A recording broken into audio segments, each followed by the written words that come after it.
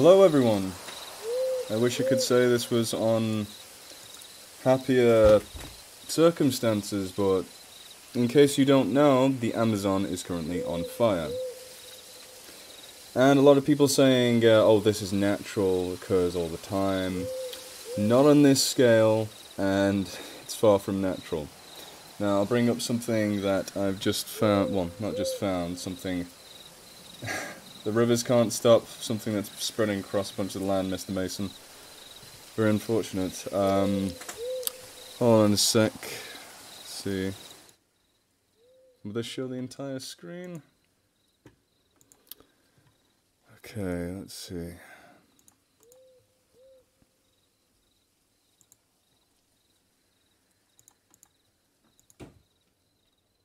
Okay, that's not very well centered. Fix this, maybe a bit better. So, unlike the Notre Dame fires, this isn't getting as much media coverage. God knows why. And I'll explain to you guys why it's... Oh, you're seeing behind the curtain a bit there. Why? Actually, this explains why. So, this lady, got it. I'm a bit nervous, and if you can't tell, I'm a bit high-strung and a little angry. Not gonna lie, quite angry. So I'll play this short 25-second video for you. Hopefully it'll explain a bit.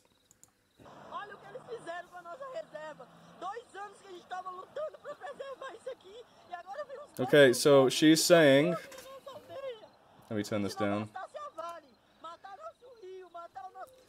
So, she is claiming and saying that people had started the fires, so that the...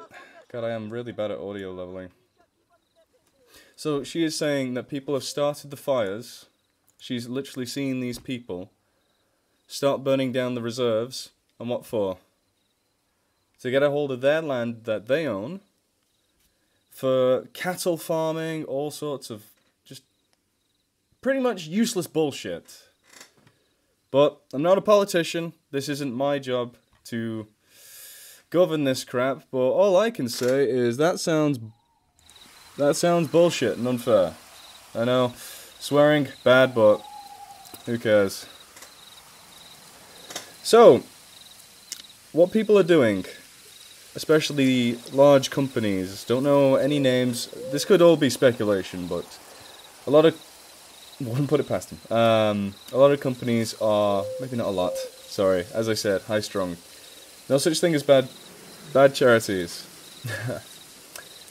Okay, so, some companies may be paying and hiring people to start these fires, evacuating natives out of their areas they've lived for thousands of years, and the wildlife getting killed in the process. And I am not in the right state of mind to be explaining all this. You can probably find all the information you need online, but right now what I'm trying to do is raise money for these charities that can help benefit and lessen the blow on the biodiversity, the natives, everything. It sucks. Yeah, big companies are terrible. They are a poison and a cancer to the planet. And I hate using the term cancer. I really do, but there's no better way to put it. Like, these massive corporations get away with so much bullshit because they're not one person. They can blame it on one person, get rid of that guy, and the next guy can start causing all the same problems. Like, oh, whoopsie, it's their fault, not ours. Goodbye, John. Well, you go to jail for a bit, you get fined a bit, but don't worry, we've made it worth your while. Honestly, this is disgusting greed and selfishness. I don't understand what's going on. I don't fully understand why people can be like this and ignore this. Maybe it's just because I am very nature-orientated. I care about nature, I care about the planet, that this really, really riles me up. And it took 3 weeks for me, someone who stays up to date on this type of stuff, to actually catch wind of it. Now think about it for the average person who maybe likes nature, maybe not as much as me, or just the average person who's like, oh, it's cool, I guess. Who's going to know about this? People knew about the Notre Dame fires like that, because that's in a populated area. Well, this is this is not in the Western world, is it? Anyway, I'm sounding like a conspiracy theorist. Anyway, thank you, the Hungry Sage. Every little helps. $1, 50 cents, anything. Anything you can. Hell, if you don't trust me, fine. Please put it directly to the charities I've linked in the descriptions. The singular description.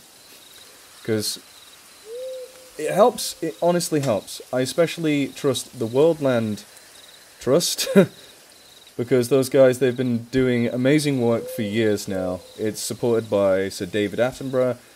Hopefully a household name by now that you'll know anywhere in the world. See, L Big Suck says, I wouldn't have heard about this for several weeks if not for you talking about it. Exactly, it's crazy. And it's okay if you have nothing to spare. Please share the stream or share the charity links with other people so that we can try and get anything we can. Anything to these places. I'll tally up what we get by the end of the stream. I'll make sure to send a receipt, well, show a receipt on my Twitter. At Nature's Temper. This isn't a plug for my Twitter, this is just, you know, so I can get a picture of a receipt. You guys can tell, okay, he's not bullshitting, he has sent the money. Or just send it directly. Send it directly, that is fine. I am not here to make money. Every single cent will go towards these charities, okay? Thank you very much, Moy. Took me some time to find out too. Yep, it's taken way too long, and not enough is being done about it. So, is there more to this? You have to look closer. I mean, what's there to know? The Amazon's on fire. We need to stop it. We need to do so much with this bloody planet. Our planet is... it's screwed. Yeah, that's how we donate. The super chat donations, that's how you donate, unless you go directly through to the websites. Best of... okay, Shelby... Cobra Gladiator, thanks for stopping by, man. Also say footballs, I call Brazil... okay. Too political for the channel or stream. I don't know. Politics, I couldn't give two craps about politics. It's too much red tape for me. Thank you very much, Paul Raulu. I hope I'm pronouncing that well. I could be ballsing it up, hopefully not. Thank you, Willful Fox. You guys are awesome. Right, so... I should probably not sit here and start rambling, getting worked up, because I'm a very emotional person.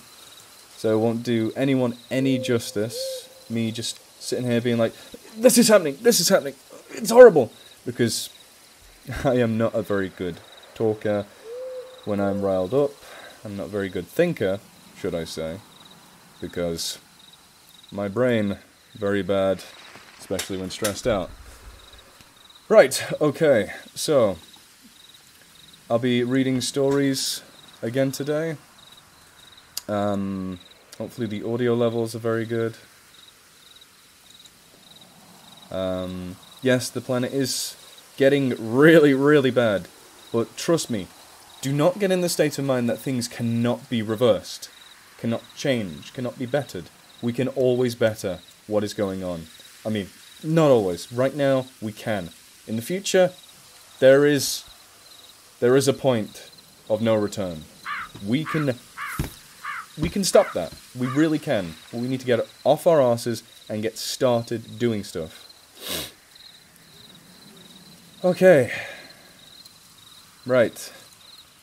So, let's try and get something read. Something nice and relaxing for you guys to listen to. Because that's why anyone's here. Usually subscribe to my channel. You come here for spooky stories and relaxing dulcet tones.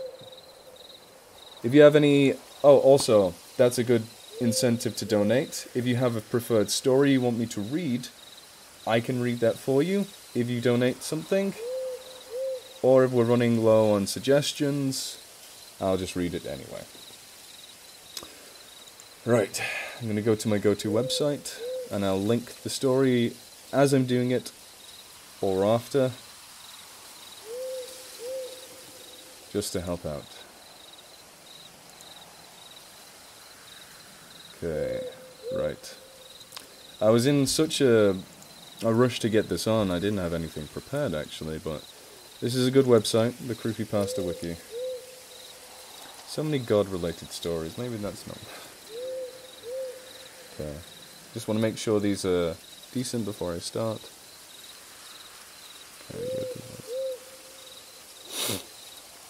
Okay.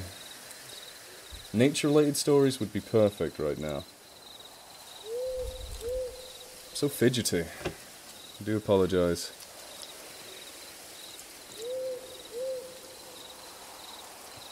Okay, I love your channel, but this is a byproduct of bigger... Yes, of course, there are a ton of massive problems culminating in this. So, sorry, I'm not getting... Ugh. Brain. No work. But please, one thing I do know. It's not... The money you're donating is not going in the bin. Trying to reverse it is not stupid. Everything we do to help the environment makes sense, is worth something. People saying it's pointless and just not giving a shit, they're idiots. Or misinformed. One or the other, there is no in-between.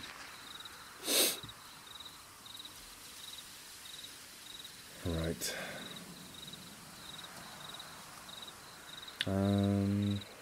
Jesus Christ, why can't I find anything, like, instantly like that? That's what I need. Instant gratification. I know, okay. I do have some stories saved, some longer ones, but I'm planning to do this for a while anyway. Please load faster, machine. Okay, this person makes good stories, and you put it free so I can read it. Okay.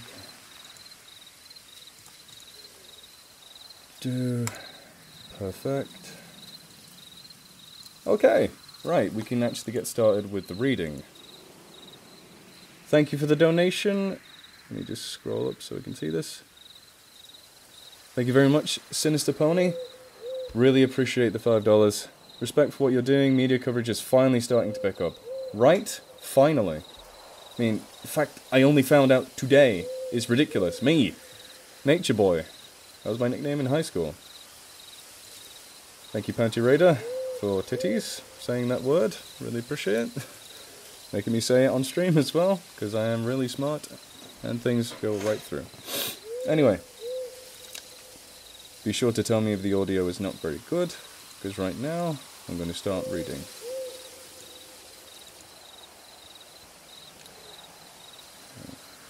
Just check the audio okay.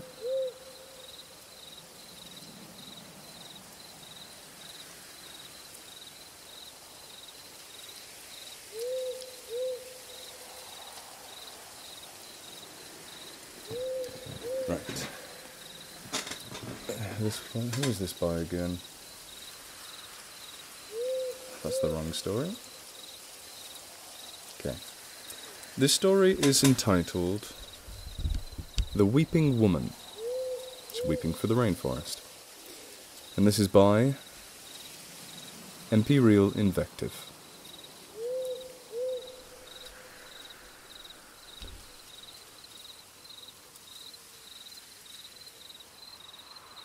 Wait, hold on.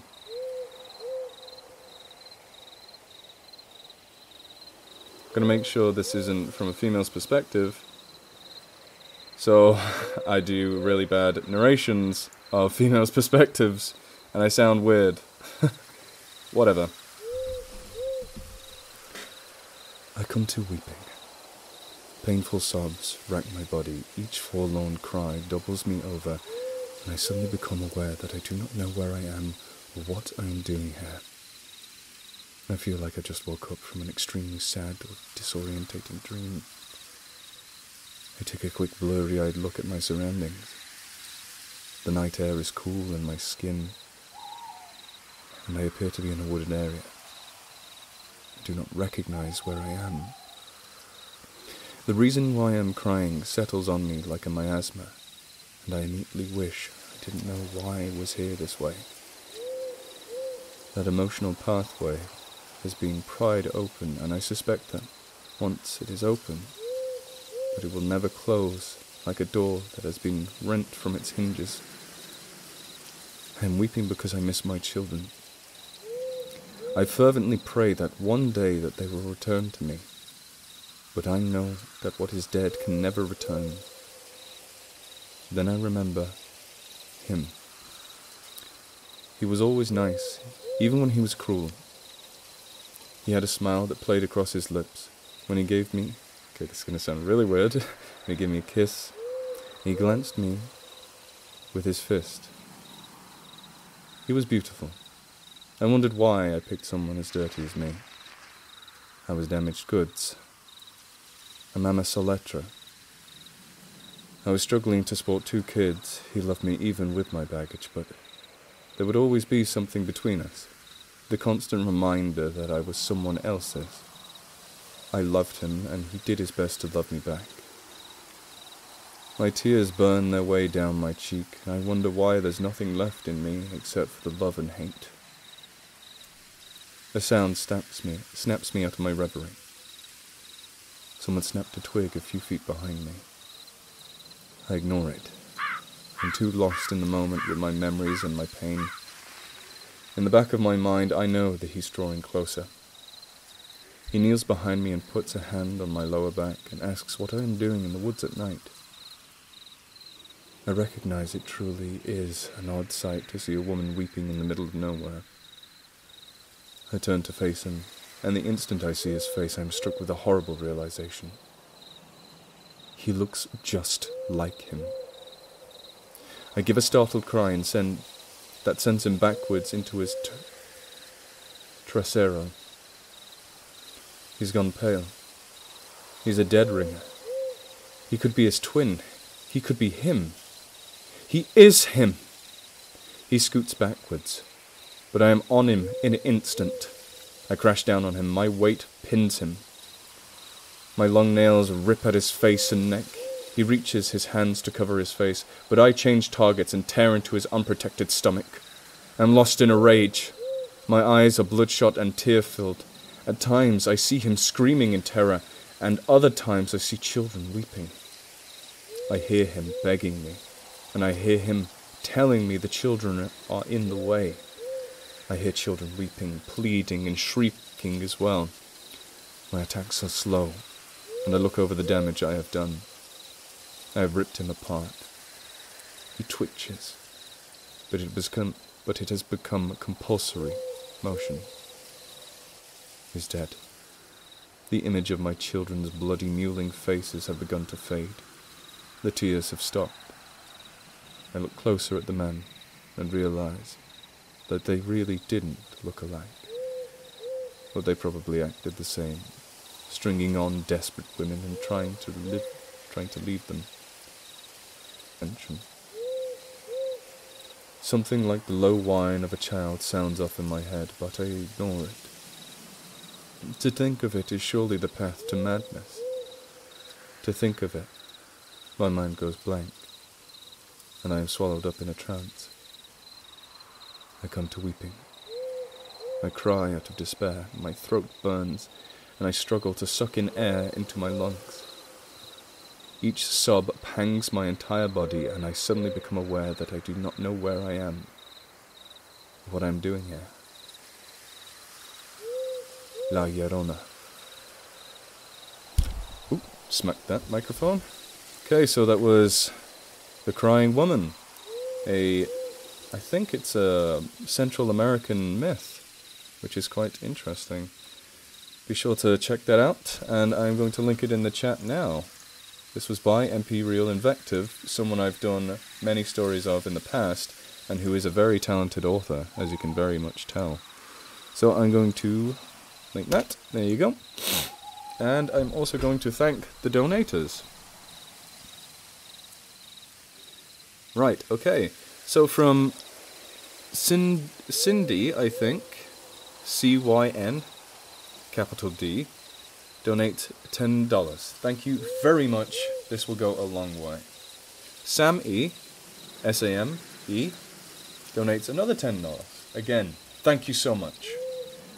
And Scrub NTUG, Scrub and Tug, Scrub and Tug, that's their name, donates $5 and says, can't afford much right now, but your passion is infectious. Much love, brother.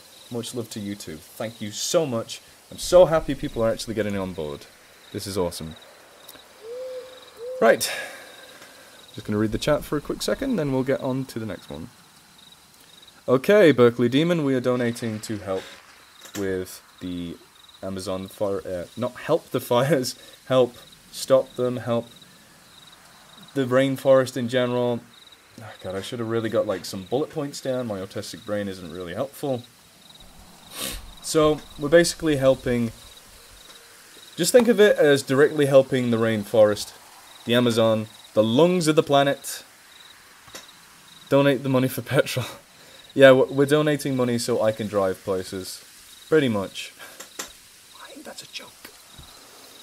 Does PayPal work with Super Chat? Never used it before. I've never used it before either. I'm really not sure.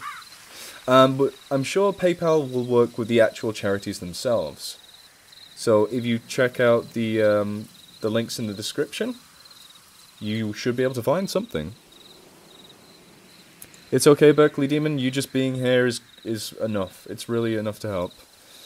Can someone please tell me how and where I go to donate? Okay, so you can donate using the Super Chat function on YouTube, and I will directly give that money to the charities. I think at the end of the stream, we're going to decide which charity specifically I'm going to donate to. I'm leaning towards the Worldland Trust, because I know that website. I know it's very trustworthy. Or the WWF, again. I think everyone knows about the WWF. It's a very good charity. Or some smaller ones, such as the Rainforest Action Network, which is pretty specific to the rainforests of the world, as opposed to the Worldland Trust does all sorts of different ecosystems. It's fantastic. And what's also fantastic is this next donation by Miss Catatonic. I'm furious about the fact that this is happening, but at least I get to listen to your soothing voice. Let's keep going. Let's keep going, and I'll keep reading.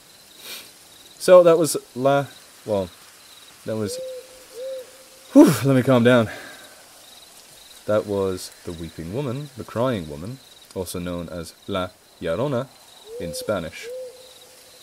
And I have closed the tab that I had open.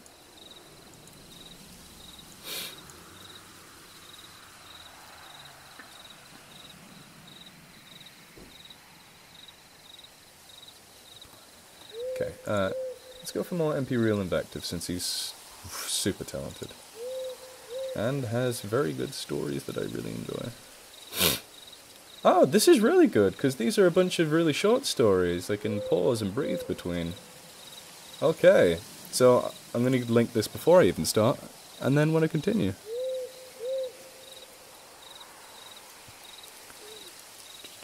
I can't even see what I'm doing right now, I'm just like crouched over like some sort of goblin.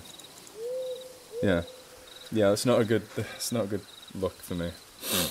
Would you guys prefer if I put on like a screen like that when I read? Keep the camera on? I'm sorry that I'm sniffling. I had hay fever today. I was mucking out goats, and they have a lot of sawdust. Oh, thank you, Axel Diaz. Yeah, am I pronouncing that right? Axel Diaz? Well, thank you very much.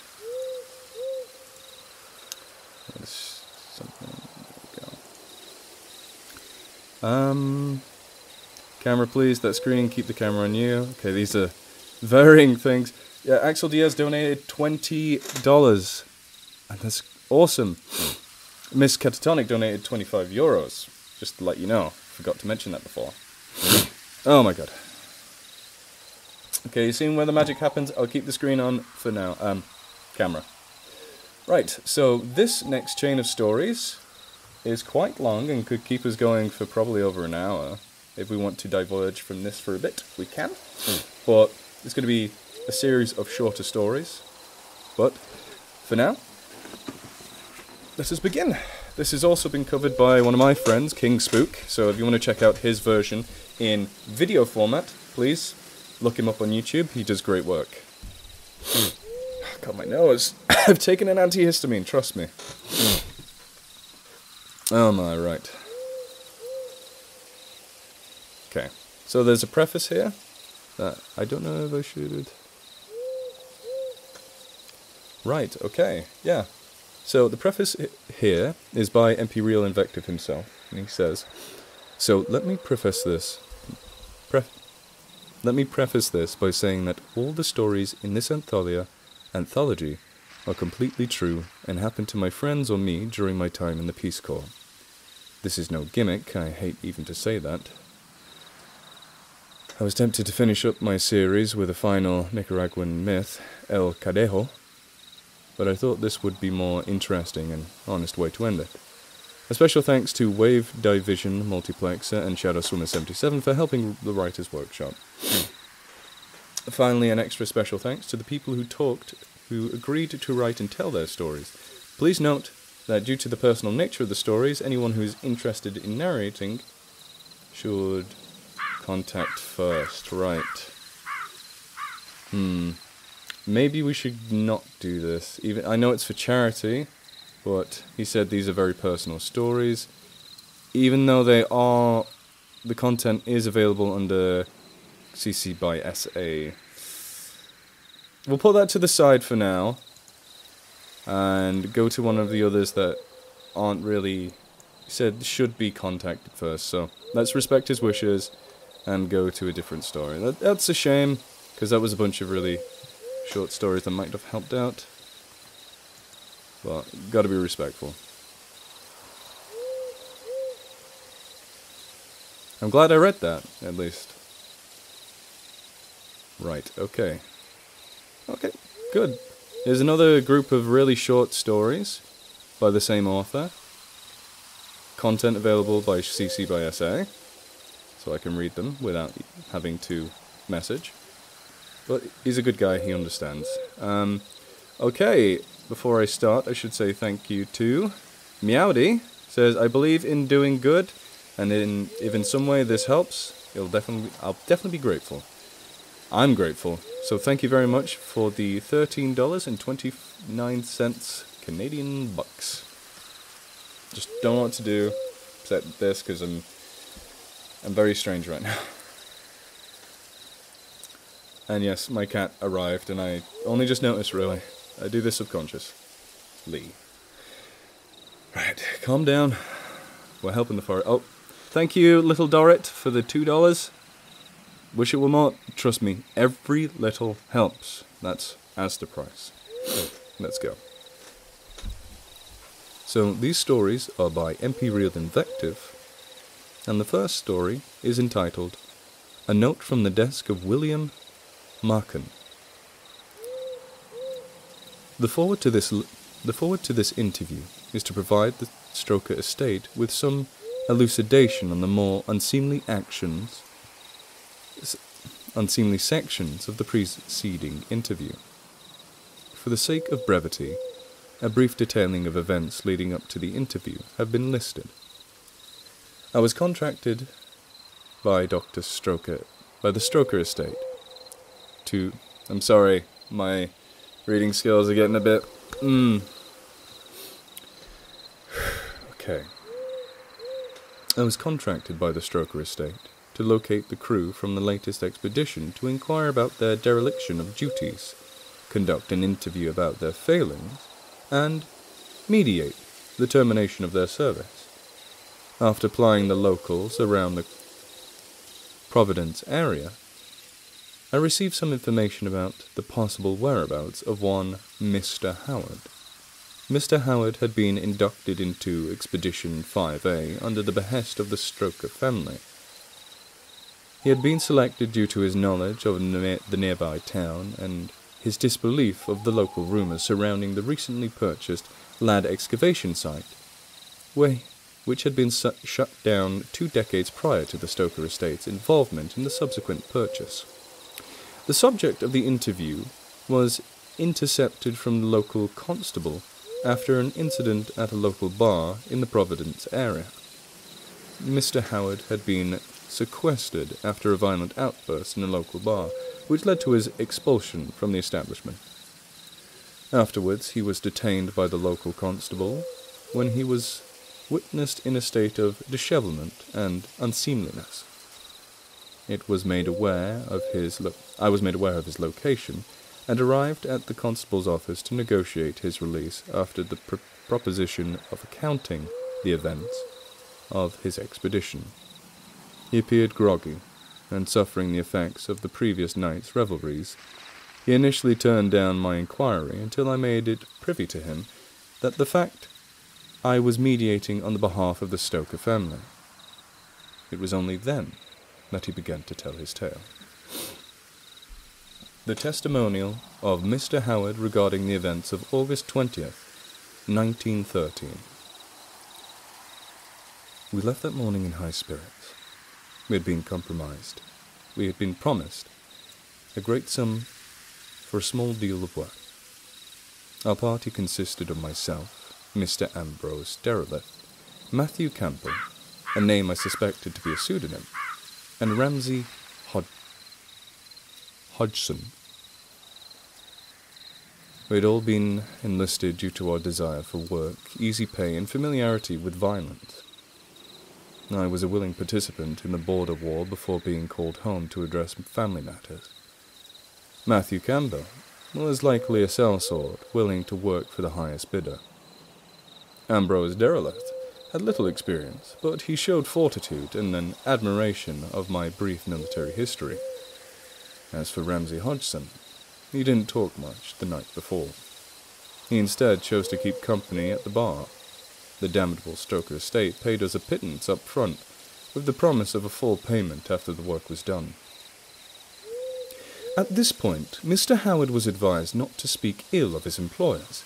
This admonishment did nothing to change his disposition, and instead seemed to agitate him further.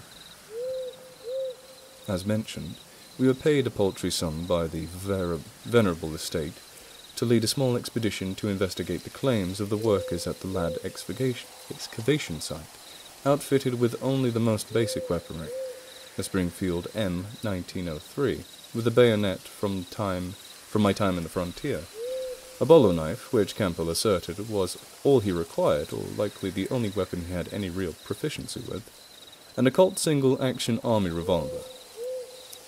The intrepid Ambrose did not arrive with a firearm, which I suspected was due to his lack of means of financial situations. He instead carried a cudgel which had likely been put to work on a farm for dealing with pests. In the end, the weapon afforded us little hope against what we would encounter down in the darkness of that excavation site. Sorry for the sniffles. Having been briefed and provided with details of our excursion, Mr. Hodgson led us through the woods towards the Ladd excavation site. As we journeyed, I regaled Ambrose with tales of my experiences during the Frontier War. He listened wide-eyed and rapt as Mr. Hodgson regarded him with a sad smile. He knew the intrepidness of youth and the tragedy which followed such attraction to adventure. Upon recollection, the woods had taken on a darker and more sinister tone. Whether this is a result of my experience or if it was the actual case, I do not know for certain. The only thing I can say truthfully is that Ambrose noted the presence of a large amount of mistletoe on the surrounding trees, and how it increased as we drew closer to our goal.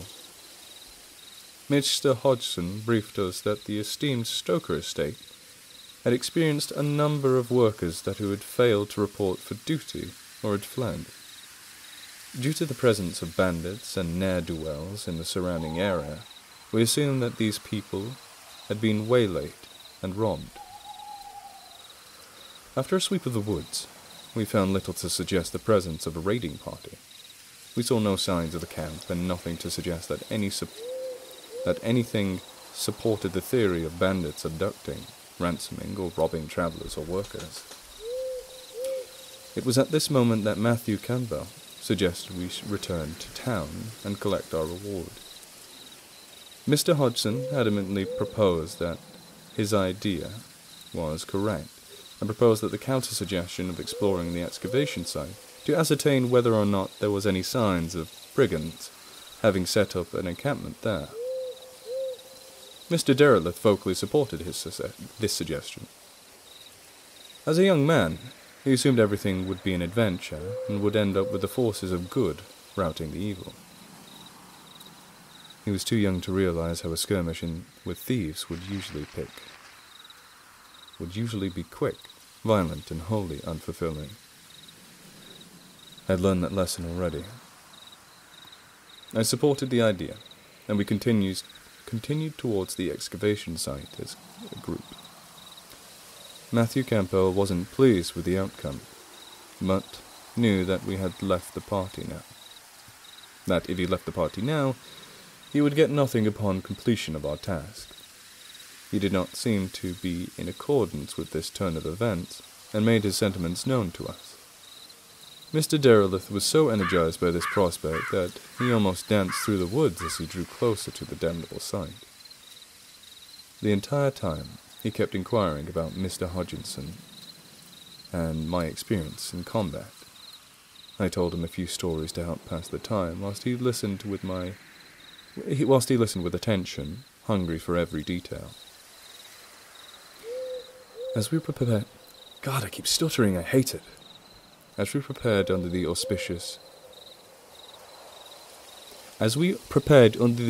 auspicious tree, that just makes no sense. A tree riddled with so much mistletoe that it was damn near impossible to see the sky under its infestation.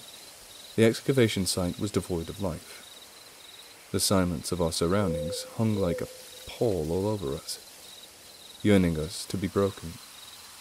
We decided that the lantern would only serve to alert possible miscreants to our presence, so we would press into the deep with only our weapons and our wits. God help us. They were not enough. Mr. Howard requested a drink, and was promptly denied one due to his circumstances.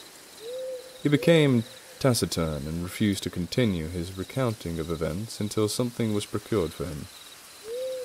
Once a cup of spirits was provided, he drank it in a single draught. He found no respite in the strong drink and continued his story. The excavation site was wholly uninteresting. It was what you would have expected from an abandoned site.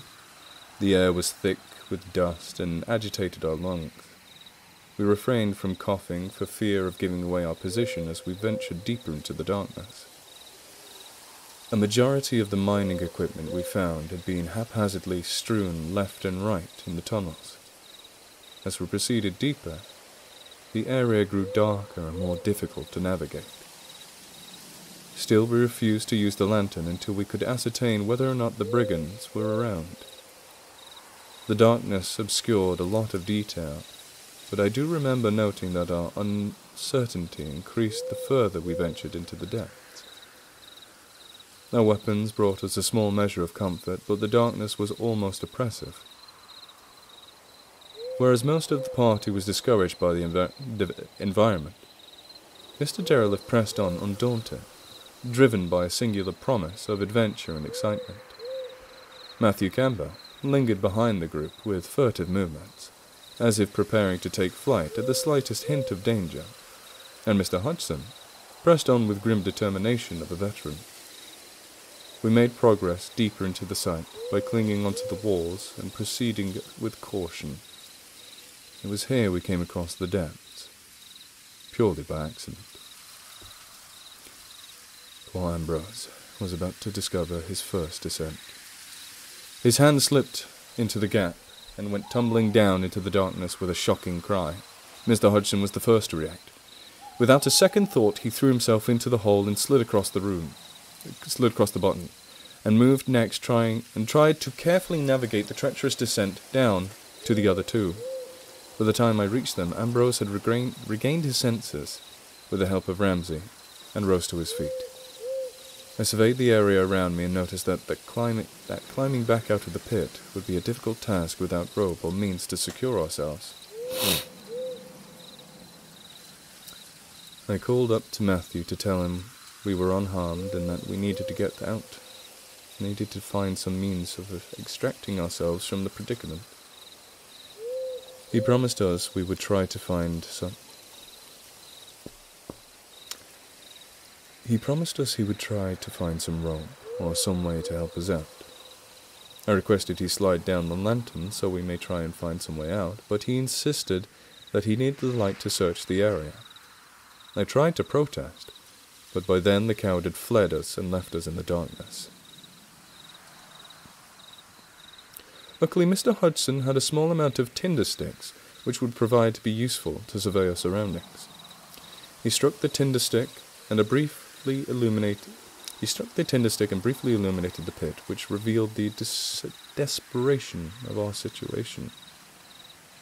The incline was far too steep to try and ascend with no footholds without risking a fall and badly injuring ourselves.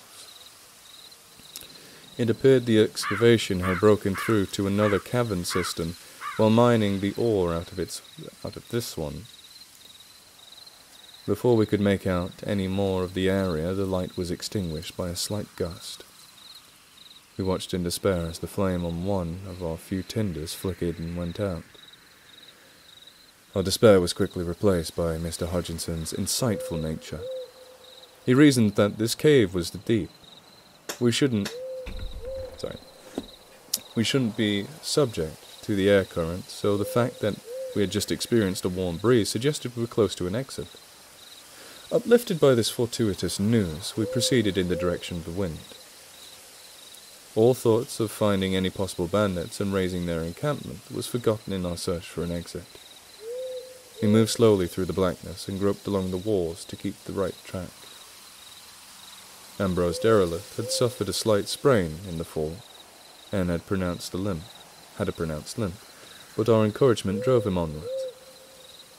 We came to the conclusion that we were ill-equipped to deal with our current situation and would need to regroup and request further funding before we were able to mount an effective expedition.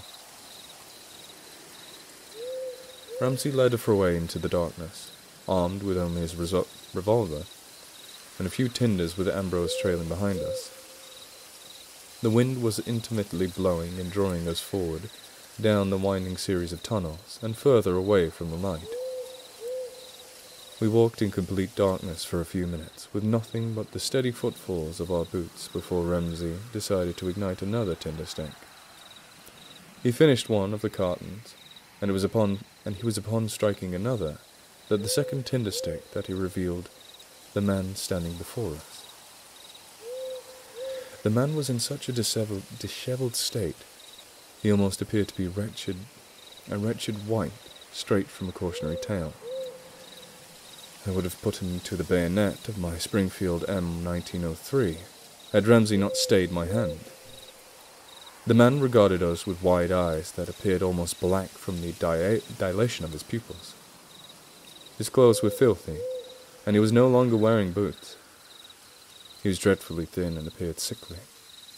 Ambrose fearfully inquired about his well-being, but the man just looked at us. He looked beyond us, with a gaping mouth, as if in shock and awe at something beyond the veil of normal sight. He mouthed words I could not comprehend with a tone and inflection which seemed completely alien to our group. I might have to go get a drink.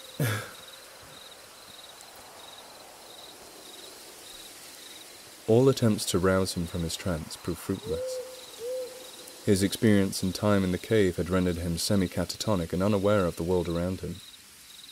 We reasoned that we had come across one of those reported lost miners who had gotten lost in the depths. His harrowing experience had rendered him dumb and deaf to our inquiries.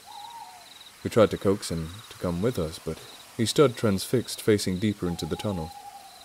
We eventually decided that we didn't have the means to free him from his wretched reverie, and that we had to return to him later, when we had enough men to prepare and make makeshift transport for him. One memory of the man sticks with me, which is that he wasn't attired like the local miners who wore thick clothes and cloths around their faces to protect themselves from particles and dust motes. Instead, this man was outfitted in gear more befitting a traveller or wanderer, given that no sane man would wander into caves of their own volition. This leaves me with one essential inquiry. How many expeditions had been sent here before us? Okay, so that's part one there. I'm just going to take a quick break to get a drink and also say thank you to the donators. I hope this is in order, or else I lost something. Yeah, okay, so a big thank you to Jason Summer. I think people are too stupid to realise that we both have the technology and understanding to not only fix the problem we've caused, but improve upon what we already have without giving up.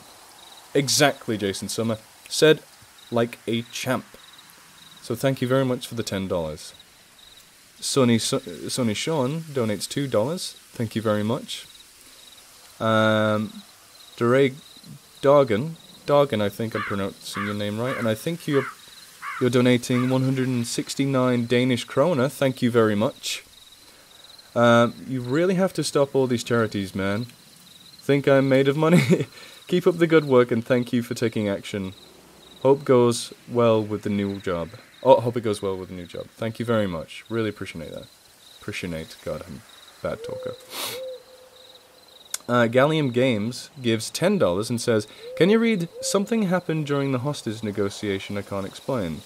I can try, but if it's a Reddit thing, I might not be able to do it, but I'm sure since it's for charity, people won't mind.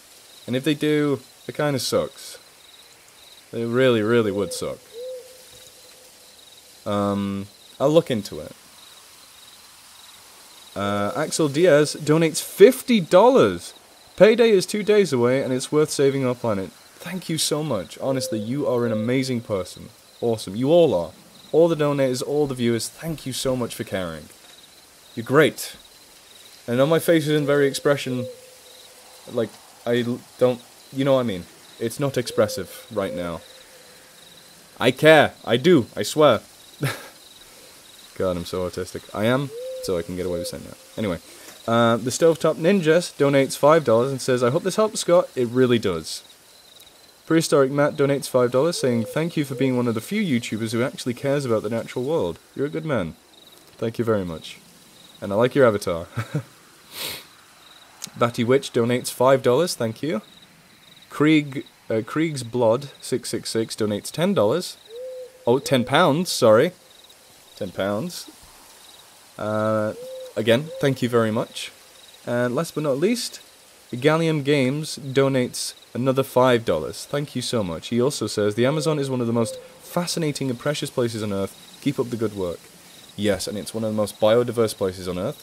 And right now, around 10,000 acres has been burnt away. For perspective, that's around 15.6 square miles. Think about that. Completely burnt away and gone. Anything that couldn't escape the flames has died. It's disgusting and horrible. Oh, before I get my drink, we have another donation from the Super Wayne. "Brazilians here thanking you for raising awareness about what's going on here." Thank you very much, Super Wayne, and everyone should know. Honestly, this is... Architecture is amazing and fantastic, and the people who made it, it's great, and the people who were affected by its burning down, it really sucks.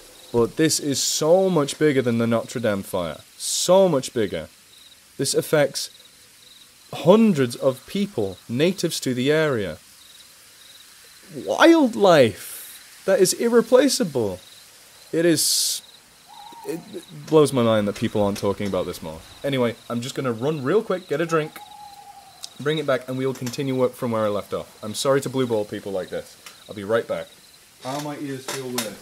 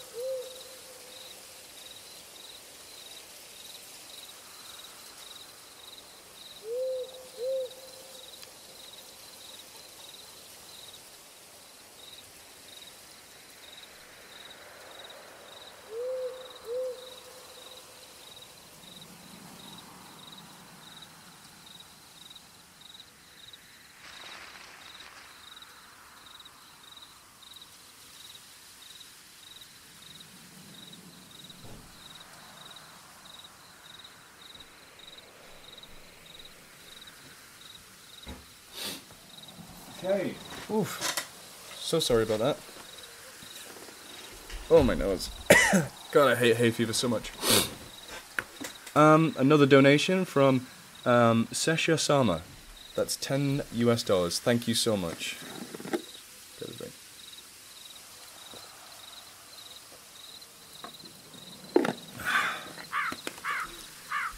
Beautiful. Right.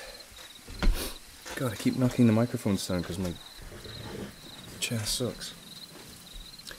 Another donation from G. Walsh, $5. Thank you. Continue now. Mr. Howard's question was evaded, and he was provided with another drink, which he gratefully accepted. He once again drank it in a single motion before continuing on. We left the catatonic man behind. He refused to move on to the exit where the wind was coming from. We did not have the numbers to forcibly extricate him from the spot. I promised Ambrose we would return for him once we had the ability to locate the exit and regroup with Matthew. He assented, and we continued on our descent with the trepidation steadily welling up inside us. I tried to ignore the fact that the airflow was leading us deeper into darkness and further underground, but with each passing moment, the realization grew stronger. I told myself that the cave would eventually open up on some lowlands, and we would see the sun again. The further down we walked, the more close to the walls became. We started out, being unable to reach either side of the walls, to the point where we could touch them with our outstretched arms. So it shrunk down so much, we were able to walk in single file and squeeze through crevices. Still we pressed onwards, following the intrepidant puffs of wind, driven by the promise of freedom and light. The smell was hardly discernible at first, but as the earth closed in around us and the darkness grew, it soon became apparent the odor could not be ignored. Each time the breeze worked its way through the tight tunnel, it brought with it a singular smell. We were forced to cover our noses. Sorry. I lost my place. Sooty, can you... Yeah, be good. Knocking things off the counter. Have a look at it. Each breeze with it brought through the tight channel. It brought with it a singular smell. We were forced to cover our faces with the sleeves of our clothes and try to shield ourselves from the overpowering scent. I cannot forget the malodorous sensation as long as I live. It was the smell of rot.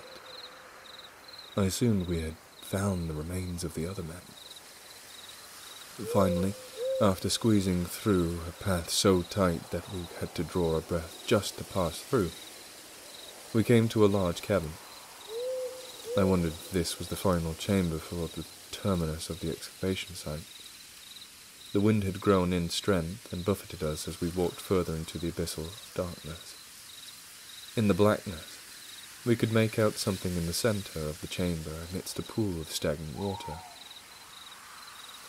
Mr. Howard grew despondent at this point in the retelling. After a few moments, I decided to ply him with another drink.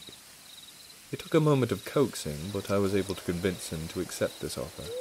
He drank the cup slowly, as if to try to delay the conclusion of his tale. After he finished with the spirits. Just gonna blow my nose. It's really not helping being stupid.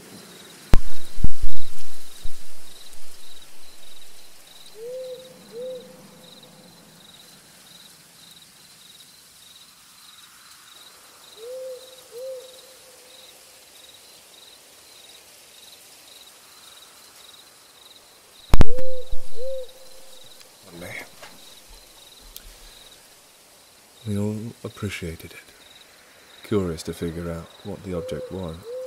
Mr. Hodgson's and Mr. Derelict reached the thing first. In their excitement at the prospect of a new discovery, they pushed forward into the murky water.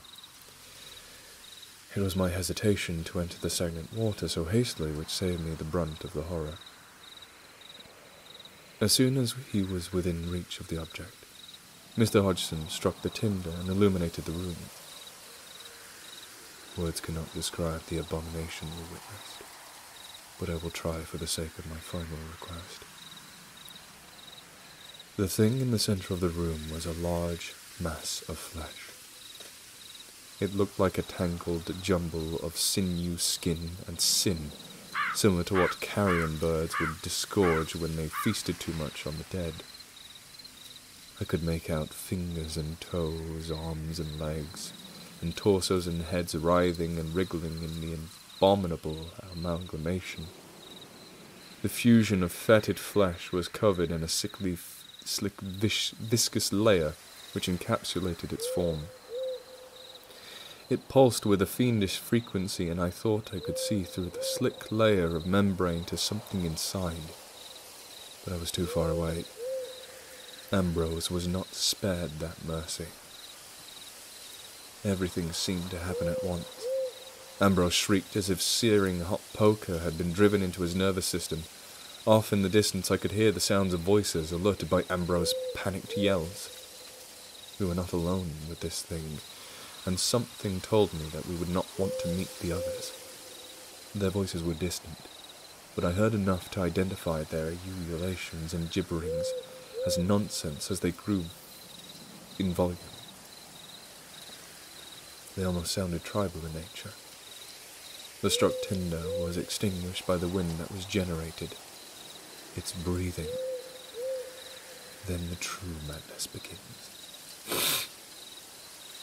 Ramsay drew his revolver in response to the sight that the thing should not be buried, that thing should not be fired blindly into its mass. The muzzle flash lit up the cavern in brief bursts that revealed something moving underneath the water towards Ramsay in response to his attack. I tried to shout to warn him, but he was too busy screaming and trying to reload to heed my words. Before he could finish the revolver, the fleshy mass which was part of the monstrous mound of meat encircled around him and pinioned his arms down to his torso. I charged forward into the water in an attempt to save my compatriot from the amalgam. I stabbed my bayonet into its twisted tendril, watching it sink in with a sick slushing sound, but it did nothing to weaken around my companion.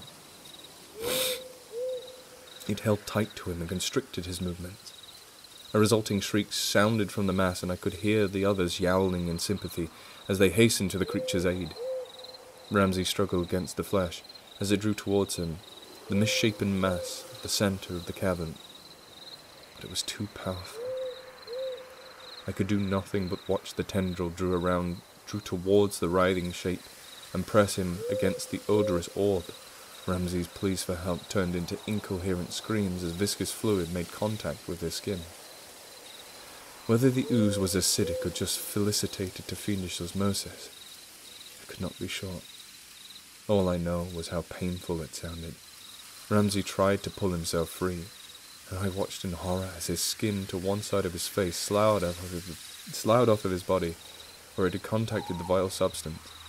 But it clung to him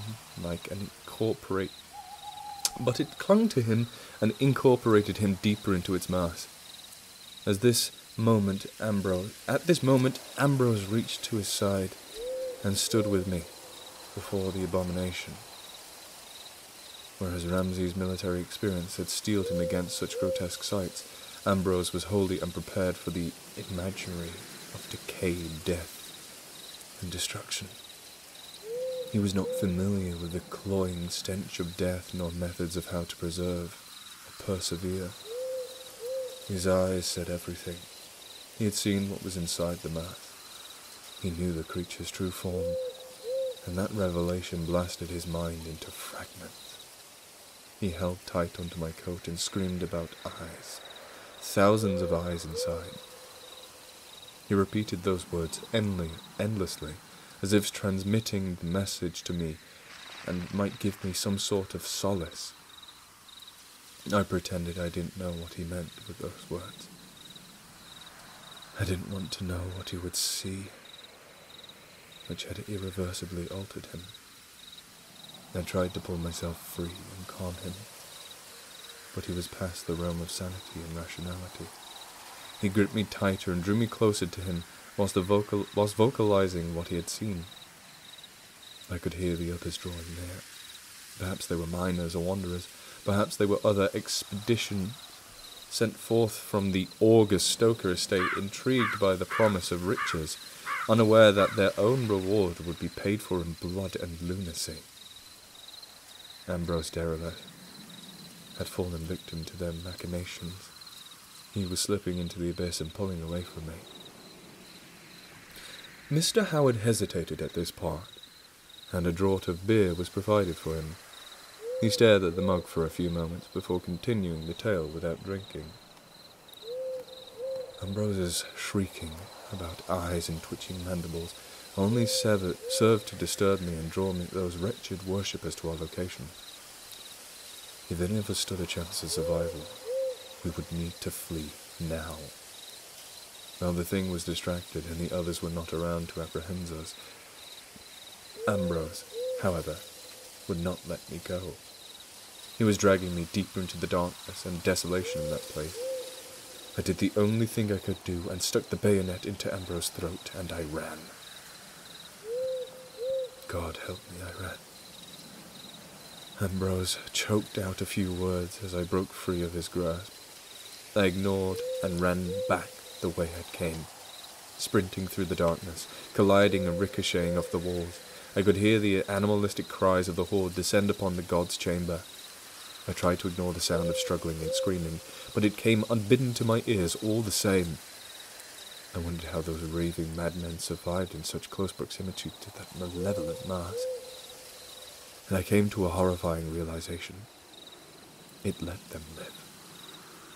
Everything needs sustenance. The fleshy shell encapsulating the thing. It was almost like a cocoon, almost embryonic. It needed them. I broke most of my fingernails climbing out of the pit back into the mine, but I was too harried to care at the moment. All I remember was running with the sounds of their feet following me and their ravings and rambling, bouncing around in the darkness. I passed by Matthew trying to fend off a number of psychotic supplicants who had ambushed him, but there were too many and I was in no condition to help. Reduced to a craven child, I could only hide in the darkness as the madmen fell upon Matthew and dragged him towards the cavern. They were caked in sweat and were in various stages of undress. The skin along their arms was riddled with teeth marks and sections of missing flesh. They babbled nonsensical words to each other that they'd only comprehend as they subdued Matthew. Once I was certain they had passed, I continued fleeing. I could hear them behind me, searching the darkness and cackling. What happened to Matthew, I do not know. Perhaps he's still down there, gibbering and driven mad by the things he will be forced to witness. He may have been uncouth and unsavory a character, but no one deserves to suffer such a fate. Free from the horrors of that expedition, I could do nothing but try to come to terms with my cowardly and craven actions. The worst thing that still haunts me was Ambrose's words as I stuck my bayonet into his throat. I couldn't hear them clearly, but his words sounded something like, "Thank you." No, that's not right. His final words were not thank you. They were not appreciation for sparing him from the madness and giving him the only mercy I could. His mercy. His words were, "How could you? How could you fill my head with tales of heroics and adventure? How could you not help Ramsay Hodgson? How could you lead us into this horrible situation? How could you do this to me? How could you run?" He's right. I have done those things, and the only thing that brings me back any solace is drink. I think the only hope any of us has now lies in the Stoker estate. Please initiate this message to Mr. Stoker. Cease all exploration into that place. Nothing good will come of it. Blast the entrance and leave the incubating thing down there to famine. Let it starve and save us all the horror it will release once the inchoate embryo is gone and done gestating. For our sakes, do this. Please. A final note from the desk of William Markham. After speaking those words, Mr. Howard became non-communicative. As per our negotiation, bail was offered, and he was released. As per his uncouth upbringing, he did not extend gratitude or make eye contact with me. He only repeated his request that we cease all exploration and dynamite the entrance to the mine. He left after those words, likely in the direction of the nearest pub. What became of him after that point I do not know, nor do I wish to know. While I do not place any value in the words of Mr. Howard, I would like to offer a suggestion to the venerable head of this Stoker estate. The other expeditions which had been sent have not yet returned. It is extremely unlikely that there is any truth to this fantastical tale, but there has to be some prudence in deciding to suspend all excavation and exploration until we can muster a large group to discover the truth of what happened to the 15 miners in the 4 previous expeditions we have sent. As a mediator, I can only advise that you utilize the best judgment and evaluate the transcripts I have attached. Telegraphed response from the Stoker estate. Believe it or not, believe not the tales of superstitious locals, Mr. Markham. They are irrational simpletons who see shapes and shadows and weave fantastical tales. There are valuable minerals to be had in the lad mine. Expeditions shall continue as long as I have funding and the men to boast their curiosity.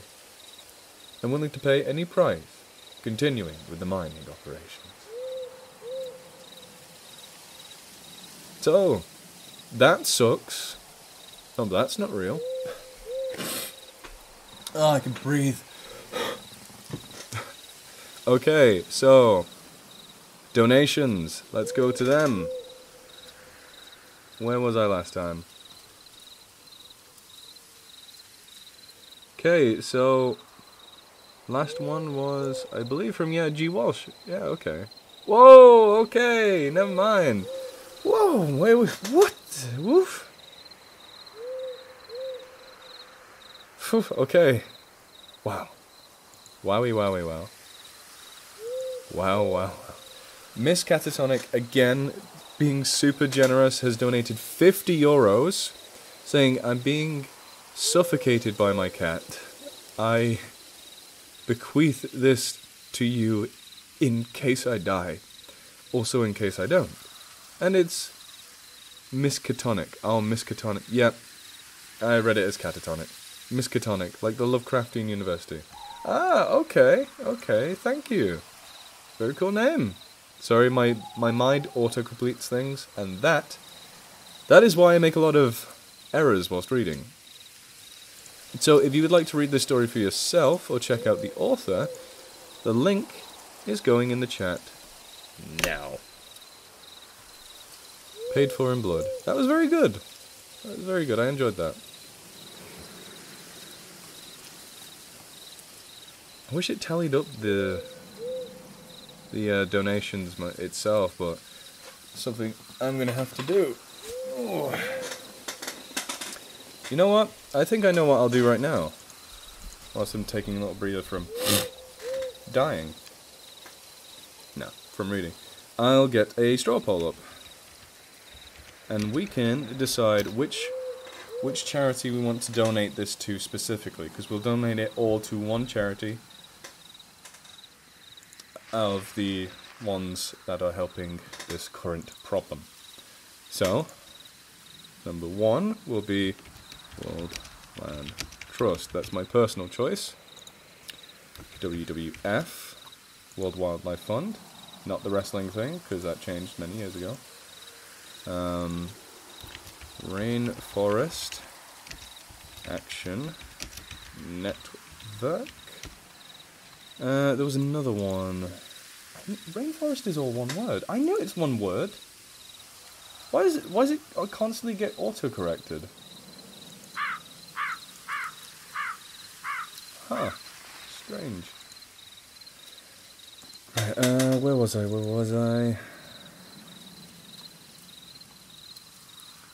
Ooh, I swear there was a fourth one. Yeah, I've just lost the fourth one. Let me just go to the stream. It's on the stream. Oh my god. Rainforest Concern, I think that was it. Open it in a new tab just to make sure. Yeah, Rainforest Concern. Right, where's my straw poll? The straw poll? There we go.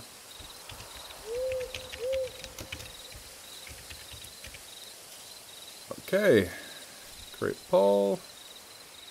Allow multiple answers? Nah. Titles required. Oh.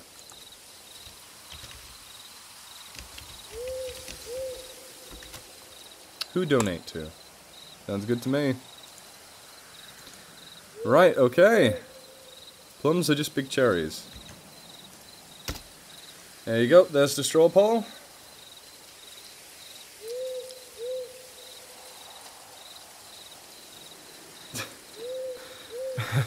When bald people wash their faces, how far up do they go? What? You mean where does the face end? I think it's all just the front part, regardless of hair.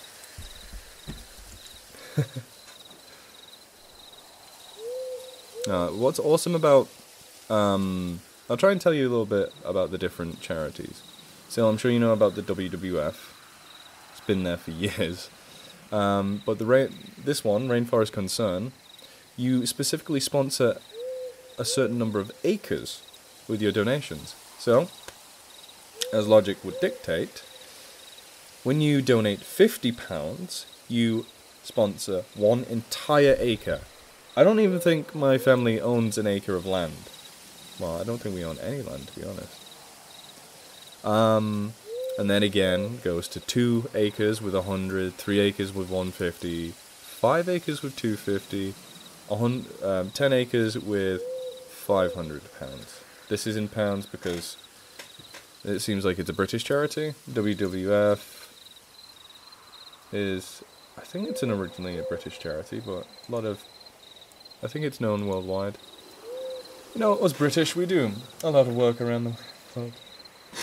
Anyway, can you do more of the I'm an Uber driver for ghosts? That's not, it's Cerber, Uber for the Paranormal, and it's a great series, and I'll do more as soon as Mofucius finishes writing, and Mofucius is a very busy person with a life, a family and children, who does this for fun, who really puts so much effort and time in, makes sure she's doing it, like, 100%, like, to her abilities. I've lost my drink. So, please understand that she may take a while, but it'll all be worth it in the end. Thank you, Robin Williams Heller, for the $25. Help our Earth. Damn right. Damn right. Dribbling.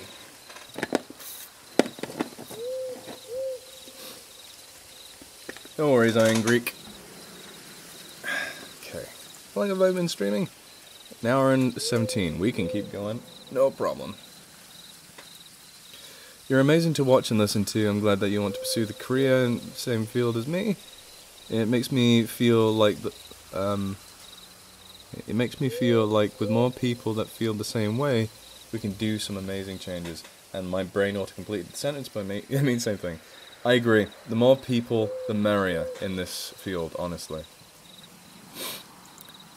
Okay, so we were given a donation before to read a specific story.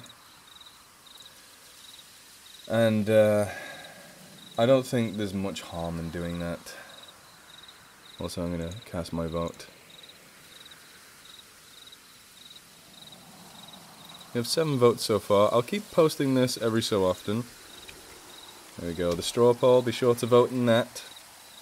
I'll be tallying it up by the end of the stream. In fact, I might even do the what's it called on stream? The calculating, so you can see me do it. I don't know how much fun that would be to watch, though. Okay. I have not seen what I look like in ages. Let's see. Ah, yes. My head's tilted constantly. Oh. Right. I do stretch. Okay, so, before I read this is a charity live stream. I'm not making any money off this. So, Mr. Colorblindness, I hope you don't mind me doing this. This is a story called Something Happened During a Hostage Negotiation That I Can't Explain by Colorblindness. And I'll be doing this, and I assume this takes place in America, so I'll do my best.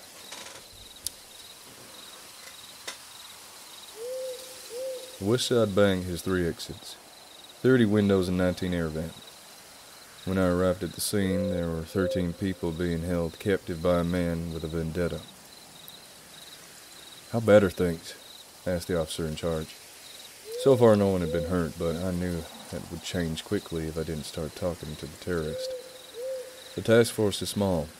Stuff like this doesn't happen every day to them. I can tell they're scared. I sat down, placed the headpiece on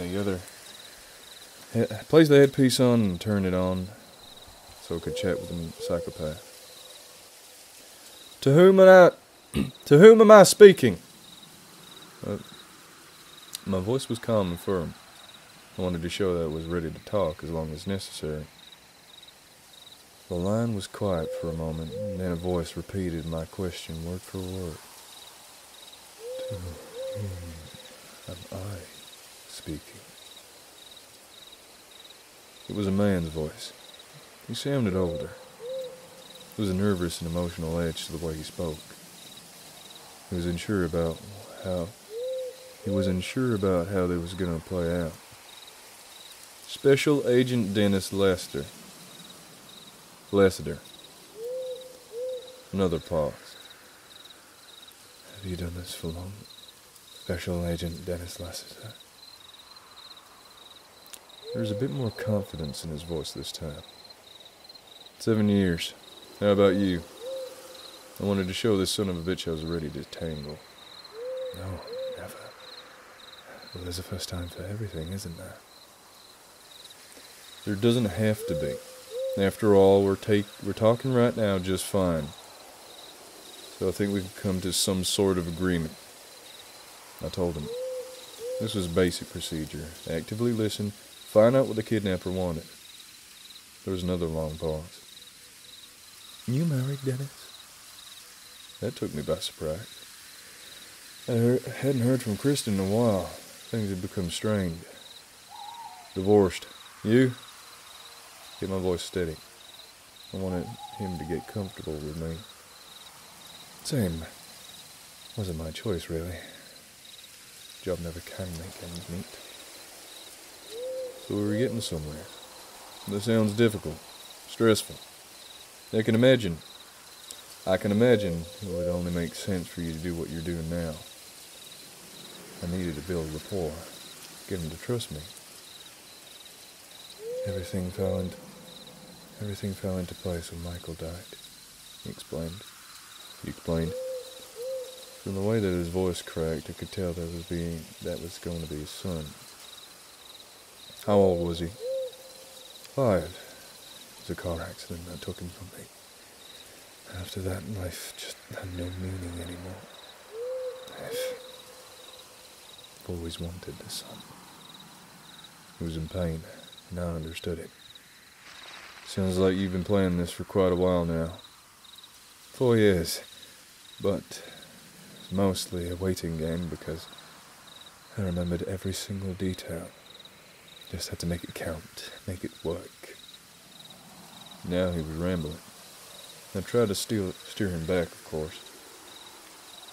We can make things go your way. Everyone can walk away from this alive. I play my cards right, yeah. I know how this works. I relaxed a little. He was calming down. I know that you think this will somehow balance out all the pain that you've had to go through in your life, but it won't. It won't bring Michael back. Another long pause. He was thinking over what to do.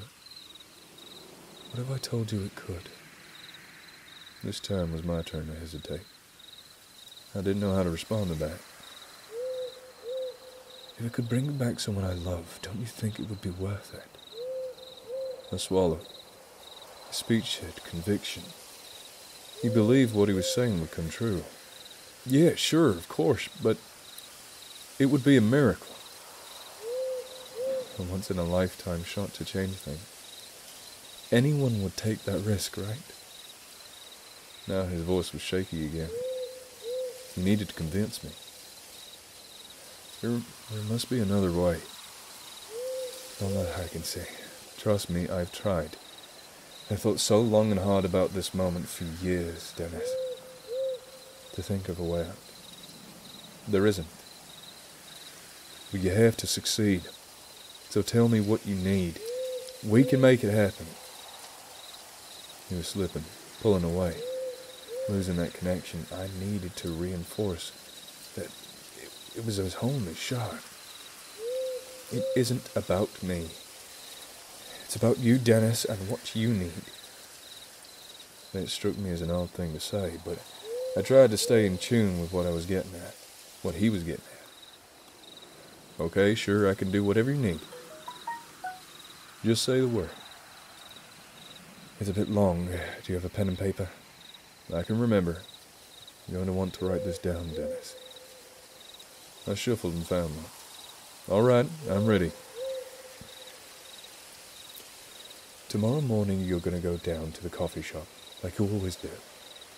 You're going to order your favorite brand of mocha and talk about the weather with the cute barista. Her name is Lucy. You made a small talk before with her. She's going to ask you if you have the time. You have to tell her, no, Dennis. You have to get up, walk away, and leave immediately. I felt a nervous sense of unease at the back of my head. How the hell did he know my daily routine? Okay, that's oddly a specific request. You mustn't talk to her, Dennis. You mustn't. You must leave immediately and cross the street to buy a lotto ticket. 6, 5, 42, 15, 23. Repeat that to me. I didn't even understand why I was doing so. Dennis, another thing. I was hanging on his every word, trying to figure this man out. Everything going on about this conversation had changed in less than a few seconds. Tell Kristen you love her. My mouth went dry. I heard the discharge of a gun. The SWAT team had immediately moved in. I moved up, my palms sweaty. I raced to the front of the entrance of the bank. The hostages were out, shrieking and crying as they embraced their families. Media swarmed to try and get a glimpse of the killer, but the bullet had been precise. He had blown his face off completely. I stood there looking over his bloody body, confused and frightened by his words.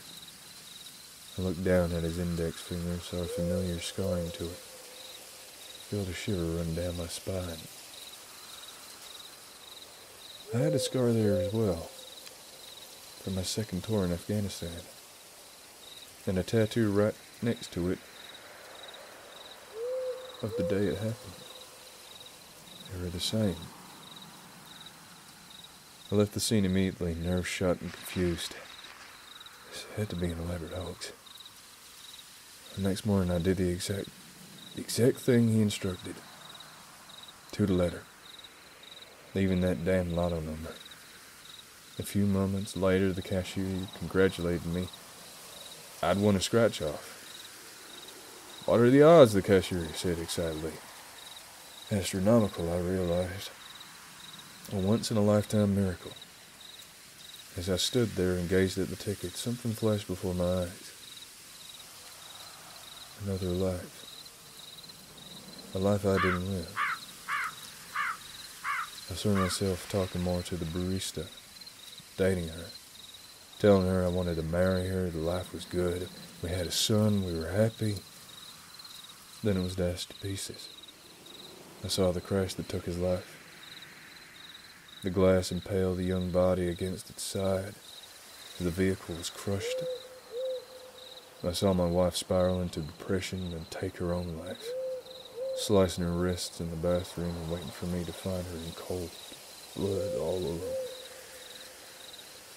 I saw the impossible abyss about to swallow me whole, take me under until it never stopped strangling every last ounce of hope from my body. And then the moment was gone. I was back in the cashier's stand staring at the ticket again. I took out my phone and called the officer in charge. Hey Chief, sorry to bother you, but did you get an ID on the body? Body? What are you talking about? The heist. What happened to the kidnapper? I'm not sure what you're talking about. What heist? My mouth went dry. Felt my phone vibrate. Another call was coming in. Lassiter, is everything okay? Checked the caller ID. It was Kristen. Tears welled up in my eyes. Yeah. Everything's fine. So that was the end of that story. Oh, the wrong tab.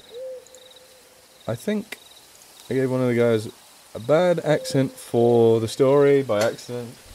He was both British, but he was both a Texan. Oh god, didn't make sense. But you know, people can put voices on. I put voices on. That's what I just did. Okay. So from R with a smiley face donates $5. Thank you very much. R with a R smiley face. Legit. The name is AW in capitals, and they send smiley face. Smiley face back. MC Angel sends $5. It says for our Earth. For our Earth. Ow. Thank you all for tuning in. Thank you for every little bit. And remember to put down your opinion on where we should donate this money to. Any of these charities would be a great option.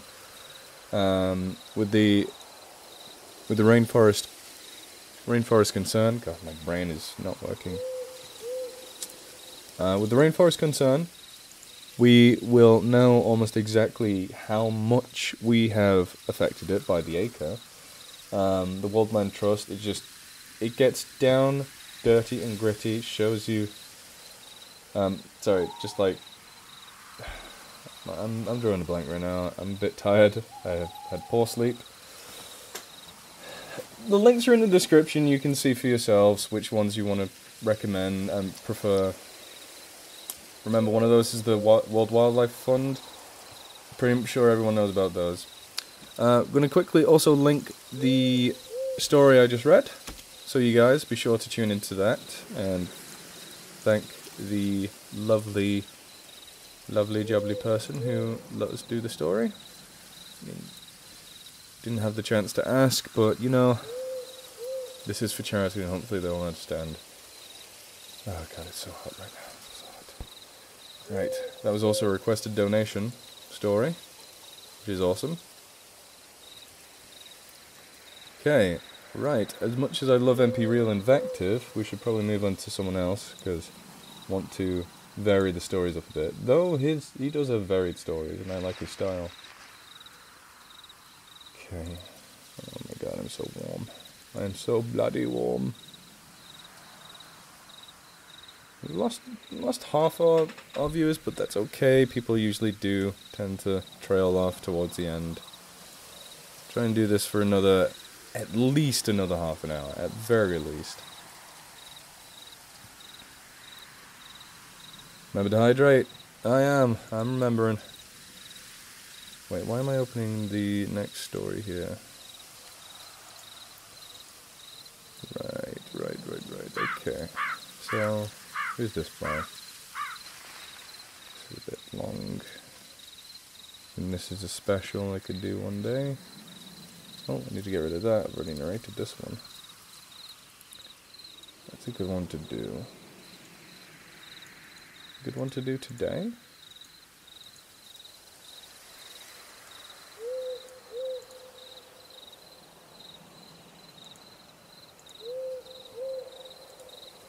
Not sure.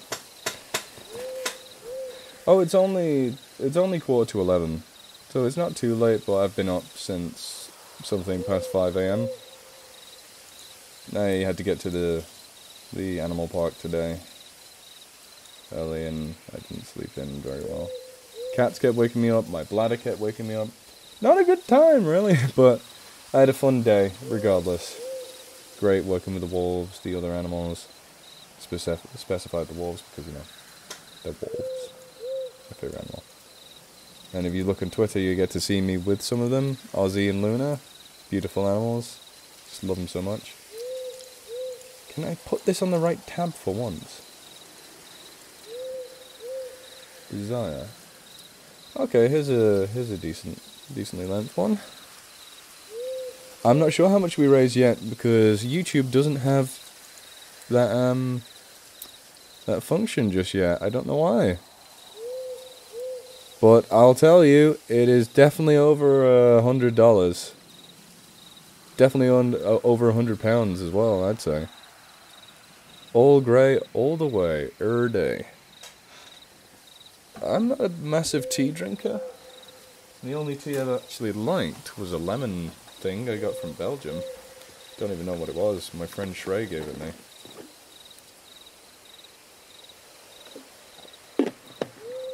I need to ask him, honestly, because that was nice. I'll drink that again in a heartbeat. Okay, right. You know what? Since this is a jungle-themed stream, I'll go full wildlife man and put on my hat. This could easily be a cowboy hat, but you know, it's fine. It is from Florida, which is a southern state. So that counts. Oh, being possessed by the heart of a cowboy. You're supposed to be facing the right way there, my friend. Why ain't you facing the right way? You know what? Since it's so damn hot in here. Wait, I'll let down my wet hair. There we go. It can dry under the hat. There we are. So much better. That's what I think. Okay, let's get going, and I'll stop doing this accent because it's probably not as good as I think it is. I'm from the UK. It's funny how many people have like that, the difficulty discerning it. There's been very few people that have struggled deciding, are they actually from England? Because I'm like English, I should know. English and Irish. We have another big donation from Infection176, $49.99 US. Thank you. We are like doing really well tonight. There we go. Right, let's continue reading, shall we? You think my American accent's good? Oh, thank you very much. Catahoula? Catahoula? The hat. Hat good? You like the hat? Hi, I'm Coyote Peterson. He's a cool guy, I like him.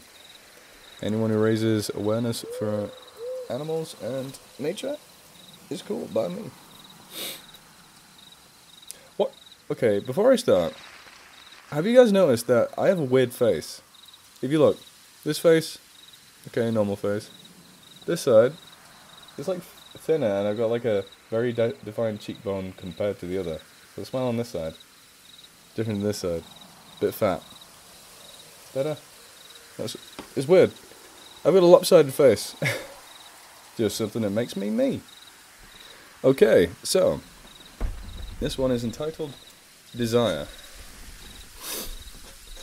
My God, my seating structure here is horrible. Oh, awful. Wait, hold on. Is this safe for work? Is this because it's called Desire, and I'm just reading the first sentence, and it looks very sexual.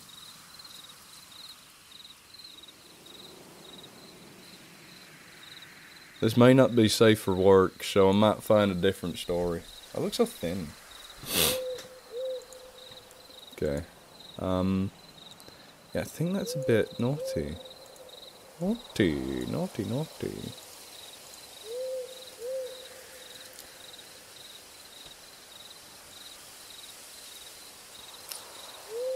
Ooh, yeah, okay. I'll read another one by Icy Dice. I think I can find another short one. All Too Human? You like... Yeah, what's that length? It's a bit short, a bit long. History of the Stars, I think I've done that one. Ball Pit. What the hecky? Odyssey. Oh, gotta choose, gotta do something. Can't read like 4 stories. Terrors in the Night. Oh, that sounds interesting. This one's short, but you know what? Why not? Okay, so this is entitled Terrors in the Night by Icy Dice. Or Icy Dicey. I don't know if that E is pronounced E or... You know. Oh well. Sorry for snorting in the microphone. Oh my god, I need to stop it. Ugh. I've taken an antihistamine, it doesn't work.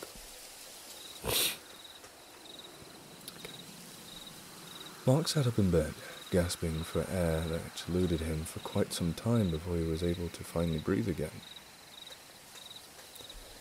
Sweat soaked his forehead and the pillow as he struggled to come to grips with what had just happened.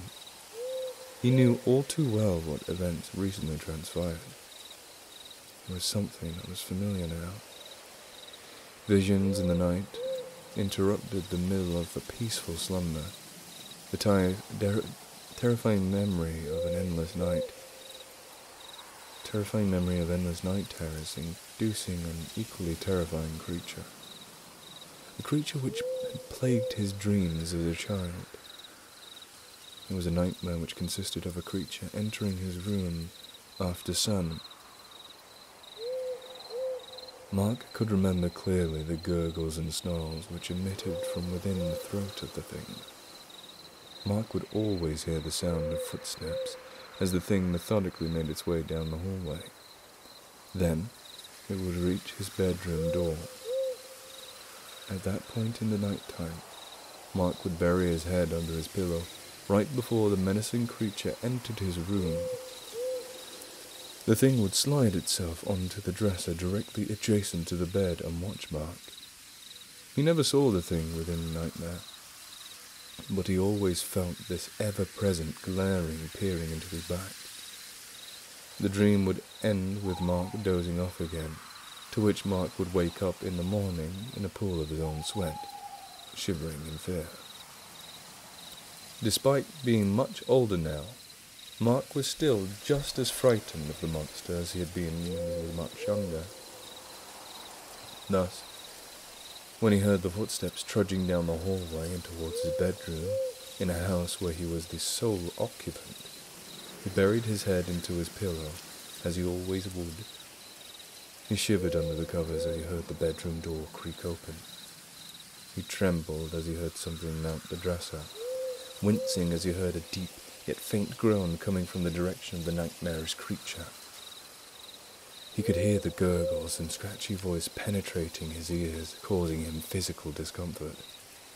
All the memories of nightly torment from his childhood came rushing back into him, and the effect of it affected him so strongly that he almost felt as if he was going to cry.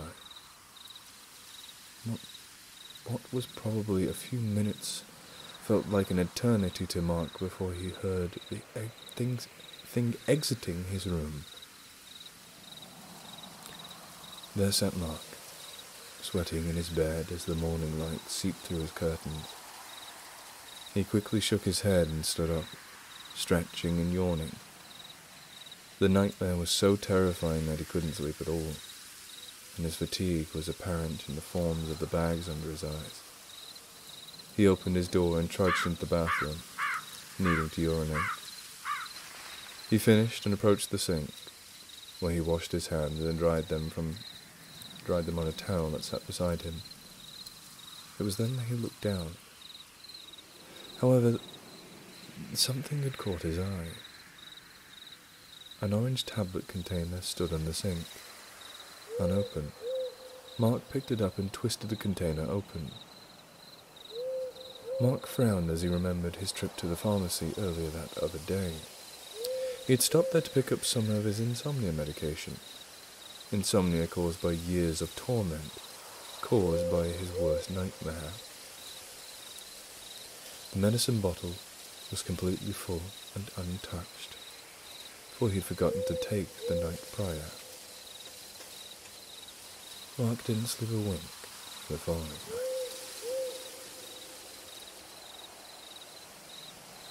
Oh, damn.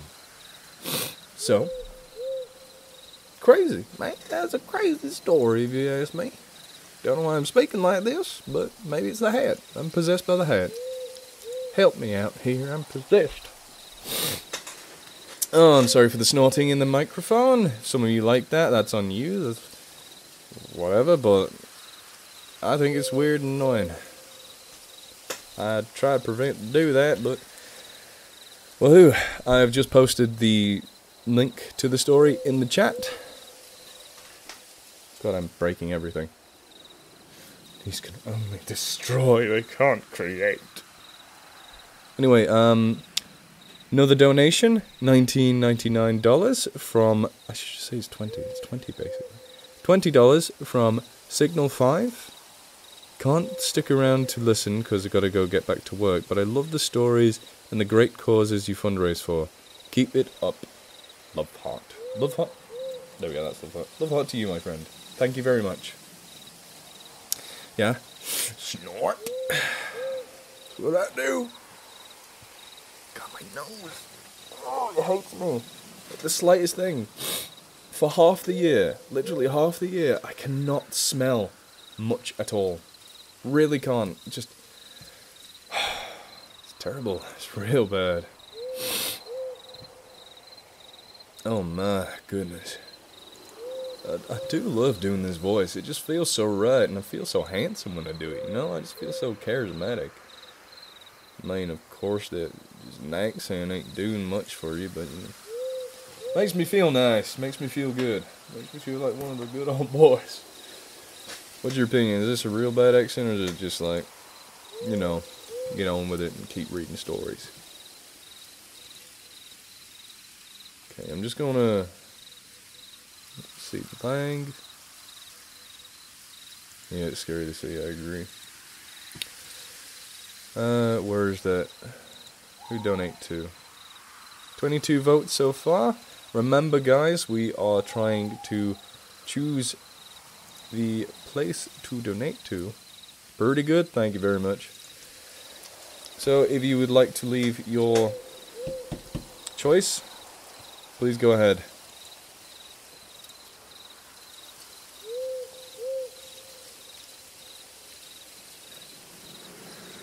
Okay, right. Let's try and find another story, shall we? Remember, you can donate and suggest a story. Put that to the side.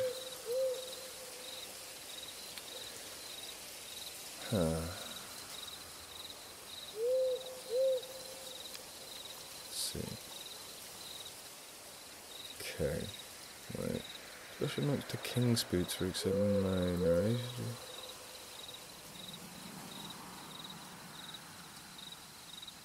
Oh, very cool. King Spook is really cool. I like that guy. Silent Tears. Silent Tears sound good to you guys? You wanna listen to something called Silent Tears? Oh, it's about animals. Oh my goodness. It's also rooted in American slave history. That's not good. Don't like that. Finally, somebody bringing awareness to this. Love your heart. You're a good person. Oh, shucks, man. I'm just trying to do what I can for the nature in the world. Thank you kindly. Really appreciate it. I'm digging myself in early grave being this stupid. Anyway. Thank you. I like the hat as well. I mean, I don't know, maybe I should go for a like fake leather one or something. I don't know, I don't really know. God, my nose is so itchy. I'll blow it again. Give me a sec. I'm gonna mute myself so you don't hear me.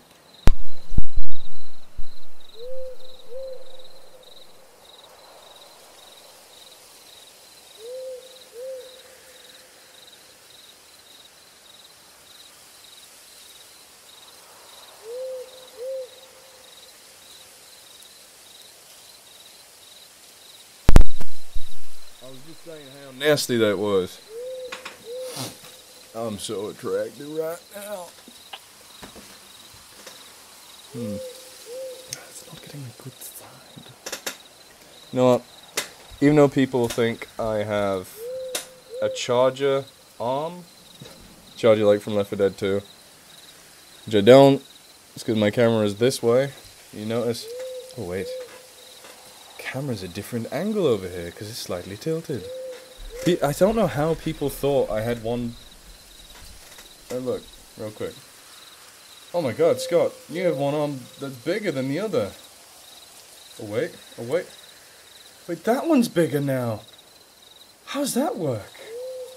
Closer to the screen, my friends. It's closer to the screen. I'm just like anchor arms from SpongeBob. Nose dies. It does die. Okay, let's get to the next story. Silent Tears. Okay, this is from like a third person perspective. That's good. I love third person, because no matter who I'm reading over, I can use my normal accent. I don't have to try something that's a bit harder, like the southern drawl, which has become a little easier over time, but still, it takes some... It's not the best. It's not my normal voice, which is a lot easier for me to do. So, lovely Christopher Harris donates $10. Love your content. Could we get more Lovecraftian content? Thank you for bringing awareness to this. Thank you for donating. Lovecraftian content. I think we could do that. That's kind of a request, isn't it? Yeah, let's see. There's even, on this wiki site, there is a Lovecraftian section, I believe. But not many people... I mean, a lot of people do it justice, but not a lot of people do it justice. You know what I mean? You know what I'm saying. Gujin Huang. Sorry, I'm really pronouncing names the first time off. Anyway, you donate $2. Late to the stream will happen. So, the Amazon rainforest is on fire, and it's already destroyed like 10,000 acres, which is real bad, and I don't have to tell you that much. That's all I really need to tell you, but we're doing what we can, and thank you for saying bless you, Cindy. Okay, so where were we? Where is the Lovecraftian horror stories? There is a section for Lovecraft. Control F, love. HPL, Lovecraft, yeah. Lovecraftian, there it is. In case you guys don't know, if you hold Control and press F and type something you need to find on a page, you can find it that way. So that's what I do when I need to find something I can't find on a page. For Love and Hot Chocolate, is that too long? That is way too long. That's an entire book! My goodness! Holy hell! That is a novel. I can't read a novel today. I gotta go bed. I'll die otherwise. 71! We got 71 viewers. Thank you very much.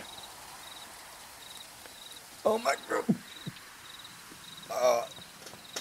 Again, it hurt my back. Sneezing. Well, maybe I'm being punished for doing that accent too much. I think at this point I'd strip for this cause and charity. Can't do that on YouTube though. A quark in the black seas of infinity.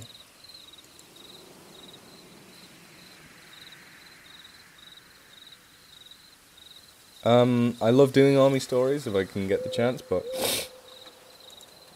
finding one is a bit difficult. Like our Marine boys, they're still out there fighting a good fight, doing their thing. But unfortunately, there takes a while to get the stories out. Marco Barino gives €5. My eyes ain't working. Thank you very much. I'd say Gesundheit, if I could spell it. That looks right to me, but I'm not German. Okay, there are so many stories here in the Lovecraftian option. Hey, that Paid For in Blood was a Lovecraftian one. Okay. Let's see. Strip, what? No. Your cool name, visit me. So I can be your next story, no copyright.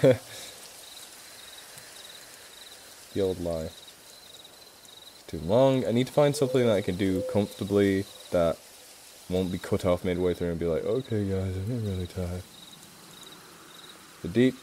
See, that's the problem. A lot of Lovecraftian stories take a lot of time setting up, getting the right atmosphere. And then they execute it well, but it's a very long story. There we go. Don't Stop Running, Places. Seattle, okay. Takes place in Seattle. Albuquerque. Took a left turn there once. Okay. This one doesn't really have an author given. And since it's on the wiki, it is CC by SA unless stated otherwise. Thank you very much, Dolly Nelson. I appreciate it. What about the Grim Reaper's Scythe? Isn't it? Oh, yeah, I read that story in the channel before. Heaven Keeps a Prisoner. That was a good story as well. The Nether channel. Okay, time to read and start sniffling. If you stop running, Oh, sorry. This story is called Don't Stop Running by an unknown author. I'll link it in the chat in a bit. If you stop running, it will catch up to you. Don't doubt that for a second. Another thing, if you happen to come into direct contact with me, end it right then and there. There's as much hope for you as there is for me. I guess I should explain some things. About a year ago, I was on a ship with my family in the Pacific. The plan was to go to Palmyra Island. Anyone who has read And the Sea Will Tell will know what I'm talking about. We got there... Oh dear Christ, we got there alright. We didn't want to spend more than 2 or 3 days on Palmyra. Palmyra, I think that's what it's called. I think that I'm the only one who wasn't there. Now a year. Who isn't... God damn, this is constricting my blood flow to the brain. Getting properly comfy so I can get reading properly. Okay. I think I'm the only one who isn't there now and a year later. Every one of their bodies is somewhere on the island. Wherever it took them. Screaming. Something was totally strange and amiss about the place, but we just figured it was the island's past. It used to be a US military outpost during World War II, but age has taken its toll on acting paranoid beyond belief. Every little sound, whether it be a bird call or a rat scurrying across the floor on top of the deck, would set him off. I thought nothing of it, as it had been a long journey. Then at one point, there was just a splash. Whatever, we were all thinking. It was just a dolphin in the lagoon or something. Could it not have been more wrong? Screams were what really set us off. Then the crunch. We'd found his body on the beach practically torn up.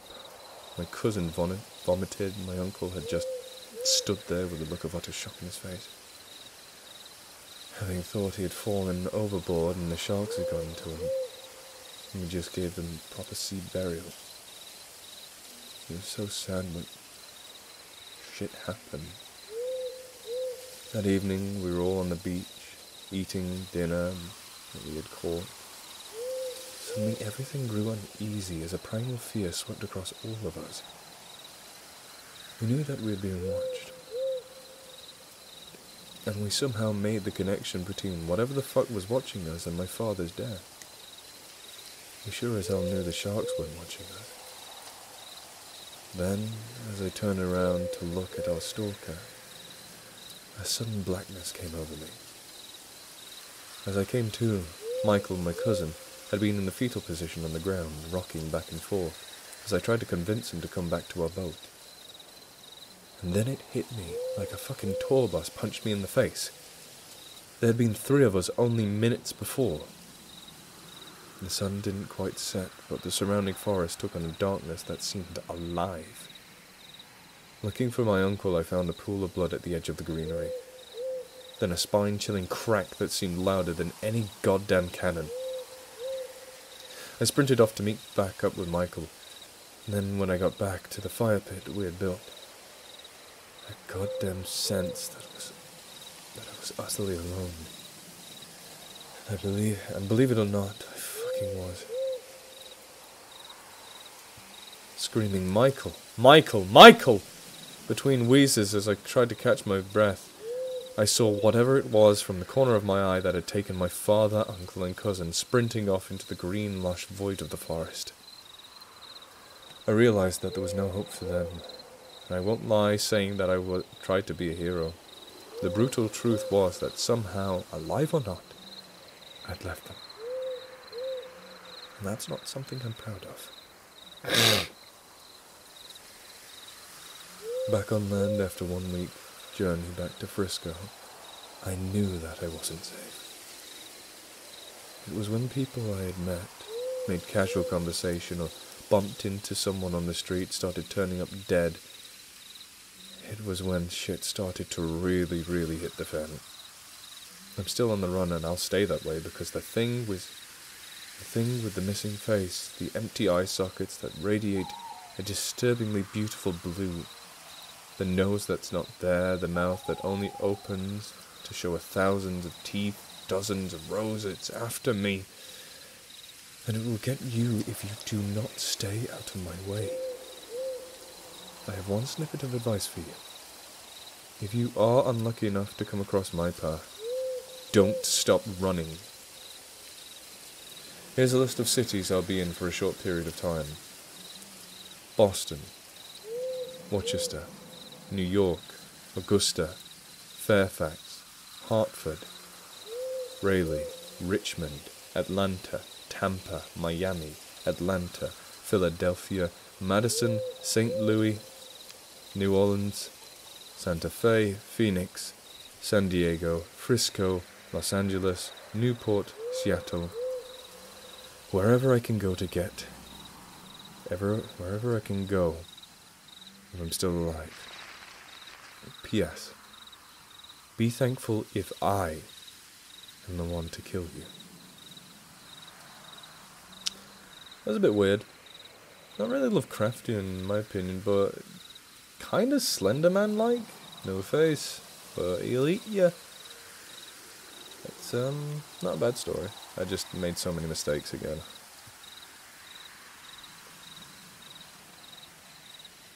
Okay, did I say I think I said thank you to Marco Barino for the €5.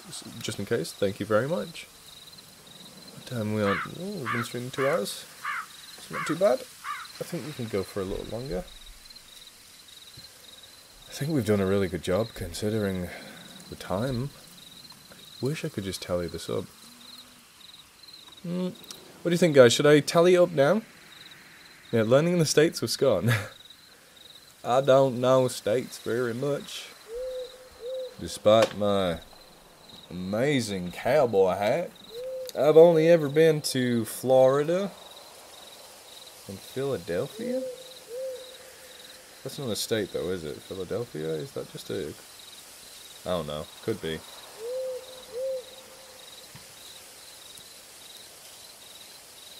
Kiera says, no, don't.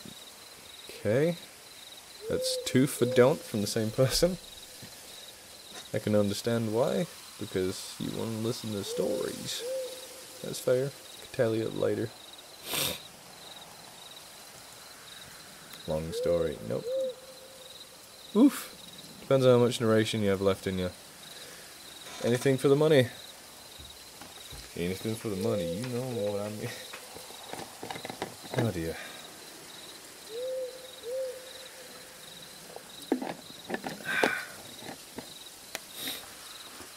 Dead animals have been showing up in my house. That sucks. Nature's Temper, you're the best narrator out there. You're damn right I am, thank you very much. No, thank you very, very much. I really appreciate that. Godzilla, how many deer do you think you could take on in a fight? I don't know. I mean, most people wouldn't be able to take on one, but... You know, I know deer. I'm pretty fit and healthy. I think I could take on one. At least one. Now, Kiara, don't get any ideas. Wait, what? Oof, really? Florida is not a state. It's a dimension for home for cryptid, yeah.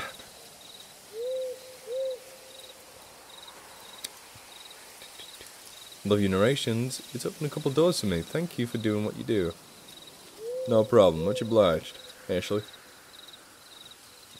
My favorite cryptid? If werewolves don't count, the Beast of Bray Road. That definitely counts.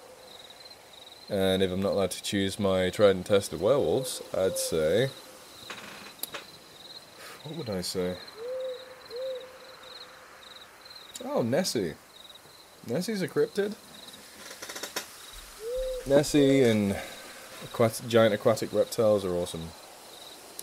I could talk forever about plesiosaurs, mosasaurs, ichthyosaurs, pliosaurs, dinosaurs, pterosaurs. Pretty much many extinct reptiles. I love dinosaurs and their kin. Oh, also including crocodilomorphs. Don't forget them. That's a good one. What's your favourite reading you've done? That's really hard to pick, honestly. I don't think I could pick one story. I'll tell you the style of story that I really love doing. That probably helps narrow it down. So, the style of story I like doing is in a woods, just in the middle of the woods, and something's being creepy and following people and pretending it's one of them, replaces them. So, Fleshgate is a definitely contender for one of my favourites. And the Goatman, Anansi's Goat... Was it Anansi? I think it's Anansi's Goatman story. Mwah. Tremendous. Très bon. And I think one of the Marine stories had a similar thing. Like the very first one, something similar to the effect. Like, there was this thing pretending to be a Marine. Just gets shivers in my spine. Crocodilomorphs with a Y as well. Crocodilomorphs is just the group that crocodiles belong to and all their ancestors. Fun fact, there used to be a crocodile that ran on hooves and was completely terrestrial. And when I say crocodile, I mean crocodilomorph. It wasn't a true crocodile like a Nile crocodile or a salty. Crocodiles, but weird. The Dragon Slayer? Dragon Slayer was also very good. That was made by one of our Marines that do the stories. That was by Rev Black Rage, actually. I lost my house in a house fire last month, so sad to see things like this. Thank you for what you're doing. Appreciate it, Jonathan. What made you instantly fall in love with zoology? I've always loved animals. As long as I can remember, I've always loved nature and animals. Nothing even comes close. I love horror, but nowhere near the amount I love nature. Honestly. Nature and animals. So, if we had to separate animals and nature, because just make it fair.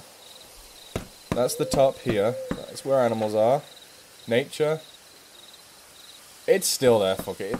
They're tied. They're honestly tied. Then Horo just a bit lower, like down here. Don't know if you can see how far my hand's gone, but still pretty high up there.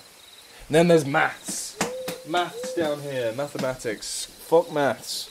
It's not even on the scale. Oh, speculative zoology is really fun. Like trying to predict how things are going to evolve in the future, or how things may have evolved, and how... So cool, so cool. So we think, flying fish, how may they evolve? Okay? If there's constant pressures to make them leave the water for longer periods of time. Okay. They might actually get true flight, except apart from just gliding. They might get powered flight. That'd be awesome. Where's your accent from? I really don't know. I've lived in Runcorn, place in England, for almost my entire life. But the accent around here is mostly, what's it called? This, you know, Scouse. With a mixture of a few other northern accents in there. Sound like this, you know, go to shop, get pasta from Greggs. But me, I just have this weird amalgamation of accents. My mum's Northern Irish, so she'll sound... She doesn't really have that accent anymore. But anyway, a Northern Irish accent, try and do it justice. This is where half my family comes from, so I should be able to do it. So if you're talking in an Irish accent from Derry or something like that, you'll tend to sound a bit like this. Wait, don't worry, I'm not flirting with you. What are you talking about? Let me see. Joshua, what did you say? I didn't really see it. Hey, I missed you. I missed what you say. I don't know what you're saying. That's really bad, by the way. And a lot of my friends have American accents, even though they're not American themselves, bar a few of them. Yeah, it's weird. What if you could evolve? I mean, no one organism is in a state of evolution. It really acts on a species. But if you're talking about evolving as a person, moving on. Directed energy weapons. Look into it. Okay. I've played Fallout. I know what energy weapons are. Idea for a title. Have you ever had anything you'd consider paranormal happen to you? Let me have a think. Have I ever had anything paranormal happen?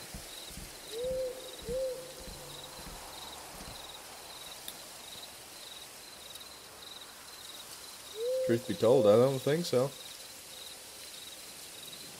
I've had a lot of dreams. A lot of really, really strange dreams. And a lot more recently since I've taken up actually reading novels. Let me just get one I'm currently reading up. This is called The Wolf Gift. It's by Anne Rice. I am shamelessly flirting, says little Dorrit. Yeah, Anne Rice is the author of The Interview with the Vampire, which made the movie. You know, the movie was, as much as I hate vampires, it was an okay movie. I remember enjoying it when I was a kid. It's not really a kid's movie, but you know. You mean we don't level up and evolve like Pokemon? Blasphemy. I think we do on the inside. A little bit, at least. Speaking paranormal. I'm still questioning if I should take zoology, seeing as I'm finished with my whole illustration diploma now. The bus is 2 hours each way, though. Ooh, 4 hours a day. Yikes. If you truly love zoology and want to do it, go for it. If you think you can dedicate that much time to travel, honestly, it's really up to you. I've never had to travel that much for anything in my life, so I don't know if you can consider moving closer. That would definitely make your life a lot easier, or harder, depending on if you could find somewhere. Like, if you're American, I can understand, like, everywhere is, like, super far, you need to drive, you need to be able to get some form of transport. For me, I'm lucky I live near a train station, not too far from a train station, so I get the train. to Liverpool, and then I went to Liverpool John Moores from there, within walking distance. I was super lucky with that. Otherwise, I would have to commute to Chester or Wales. Ooh, could not do that. That's too far. You look like an extra from country music video. You can't break my heart, my icky breaky heart. I just don't think you understand. I can't sing. Ever played Fallout 76? No. Kiera, that's actually terrifying. What did Kiera say? What if a ghost looked like a dog with human legs? I like how you think, Kiera. We could use you in the brain universe. What if whales had human legs? Now you've lost me, Kiera. I'm sorry. You've gone too far now. Will we ever know if the cryptids exist or not? Well, yes and no. So, if something doesn't exist, it can never be disproven. Never really. We can always be like, oh, this is responsible for this creature. But in actuality, you can never really know for certain. You can never be like, oh, werewolves don't exist. You can't say that without 100% shadow of a doubt. But there were creatures that have been proven to exist that used to be cryptids. For example, the gorilla. People for years were thinking, oh, these idiots going into the jungle saying there's these weird people in there. They don't exist. That's bullshit. Then they showed people a gorilla, and they were like, the friggin' hell is that thing? That's a weird bloke, isn't it? So he's all hairy and angry. Huh. Well, straight. Okay, that's a gorilla. Actually, the funny thing about gorillas, I was just gonna say its Latin name, its scientific name, but its scientific name is just gorilla. Well, what species is that? Is that the Western Lowland? Eastern Lowland? Oh, I can't even remember. I'm not good with primates. But anyway, yeah, a lot of animals and creatures that used to be cryptids are actually real animals now that are confirmed to exist. God, my nose. There's actually a subspecies of gorilla called gorilla. It's awesome. D&D narrations. Ooh. Yeah, my chair is noisy, isn't it? Maybe in the future, but I haven't played D&D in a long time now, which is a shame, but, you know, love all animals. I have 6 cats. Woo! That's a lot of cats. Nettie? I own 2 cats, yes. And they're both sleeping above my head right now on my bed. 69 people watching. Nice. I find deep-sea creatures fascinating and terrifying. There should be more... Sorry, my nose is, like, really distracting me. And there should be more imaginative horror stories about deep sea. It's definitely a really interesting type of story, and I love reading things about it, so if you ever decide to write one, gets good reviews, shoot them my way. Hey, have you seen the trailer for Underwater? Yes, I've seen the trailer for Underwater, but not Antea's. Antea's. I've not seen that yet. No, I have not. I'll get it up for later. Oh, pardon me. I'm not going to watch this now. I'll save that for later. Oh, trailer was trying to start. Okay, what was I going to do? Right, okay, if anyone has just joined, please vote on this. The link in the chat. Oh yeah. I shouldn't be this tired, I'm so young. You're also awesome, Nettie Faulkner. You, and everyone else viewing, and everyone who has supported the stream. Why am I doing this? Oh no, your emojis made me want to do this. Do you know what the current situation is on the forest fires? Current situation, they're still burning. That's all I have to know. And they've caused enough problems. So the donations we give can help fix the problems they've already caused. And hopefully, maybe they can help counteract some of it. Because imagine this.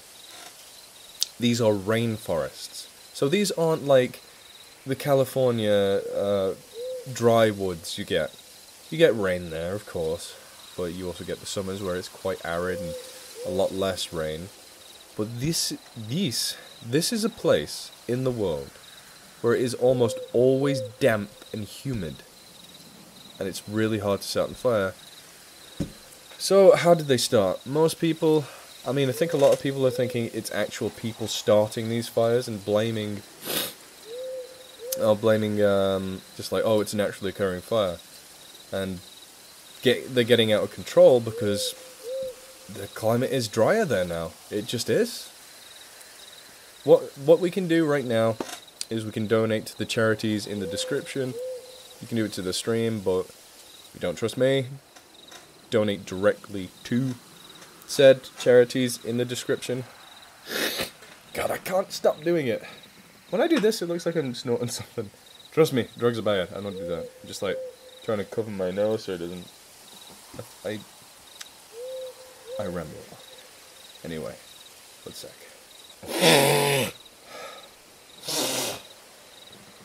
I'm so sorry. I hate hay fever. All we can really do right now is, as I said, donate. Hell, if you are rich and you are especially kind and want to get down and dirty to help, I suggest going to volunteer over there if you can, because there's plenty of organizations that'll want to do that. Like, oh, my brain's gone blank. What was that organization that I went with to the Seychelles? They definitely do something in South America and Central America. Oh my god. GVI, a Global Vision Interactive. Those guys. They are fantastic, and you guys will not regret going on one of their courses, is that the right term? One of their expeditions. It's fantastic. I must become the government. Yes.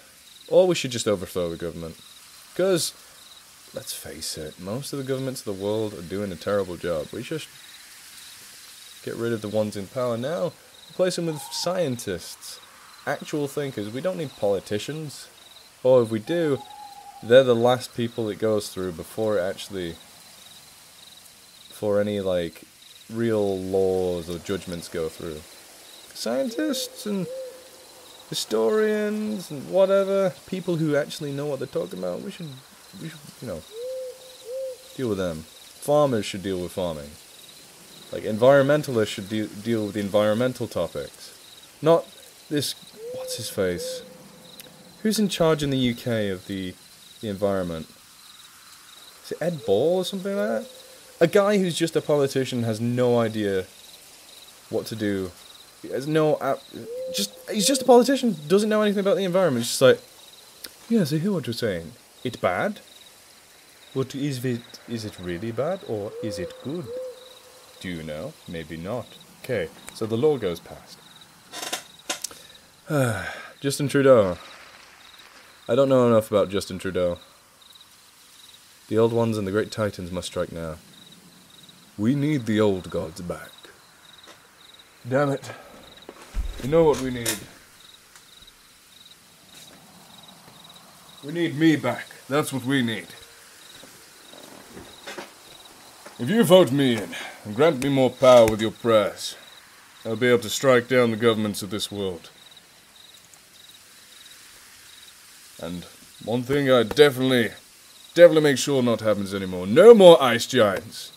You ever go to the store, just mind your own business, picking up maybe a packet of chewing gum like these here, and you'd leave in the store, and oh my goodness, you walk into a giant Newton right there who's just like, yo bro, can I bum a cigarette from you? And you're just like, I don't smoke. And he's like, of course you do, you're smoking hot. And you're like, oh thank you, that's very nice, really appreciate that. But hey, we shouldn't do that, it's very bad for you, you shouldn't smoke.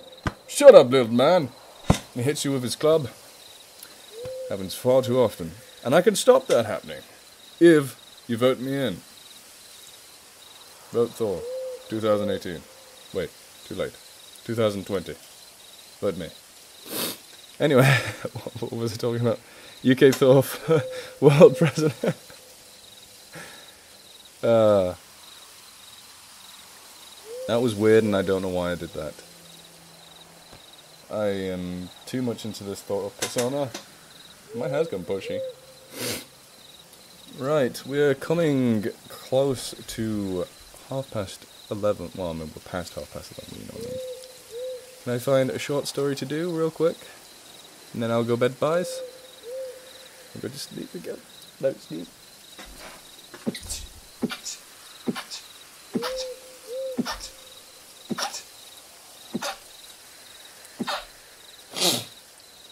I think my nose hates me. Could you tell? Oh my. That's the Jotuns. They gave me a cold. They did this, not me. Bloody hell. It's awful. Thank you. Oh, please, no, not again. I beg you.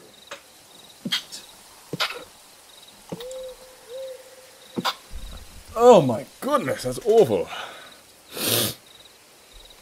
Oh, goodness me. I'm trying so hard.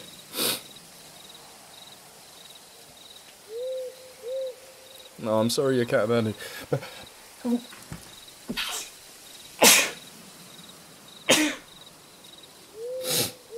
I think I might need to stop the stream here, because I'm literally dying right now. That is like, this is awful. I'm not gonna lie, this feels terrible. Gesundheit. Oh, God.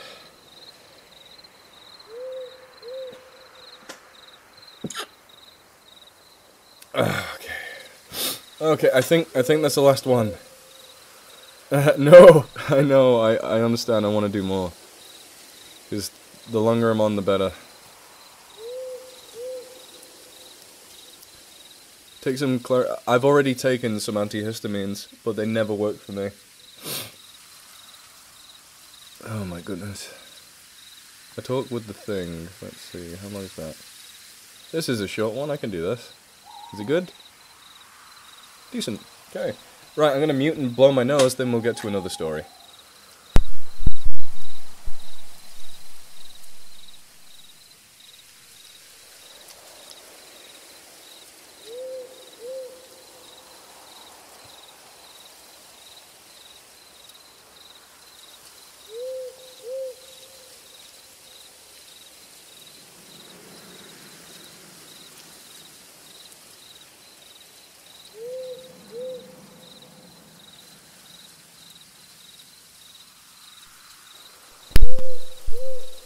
I don't think we actually have Benadryl in the UK.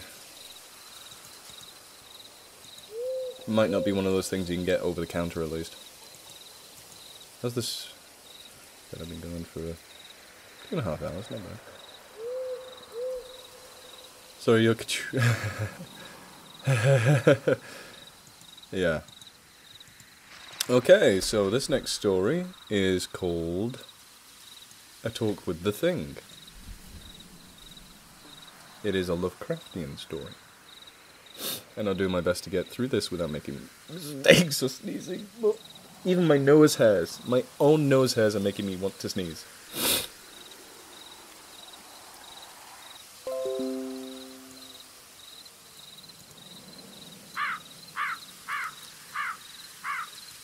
Am I still here?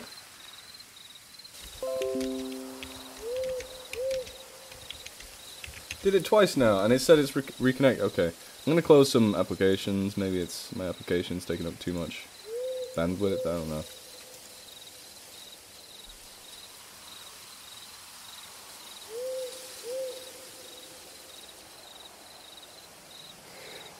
Are we back? I'll just start reading, and if it happens again, I'll have to end the stream. Okay, so, right. This is entitled A Talk with the Thing.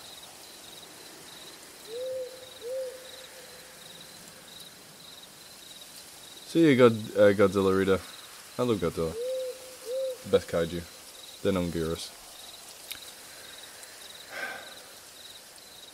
Your back is against the wall, as you've scurried like a cockroach to get to the flashlight after a sudden power outage.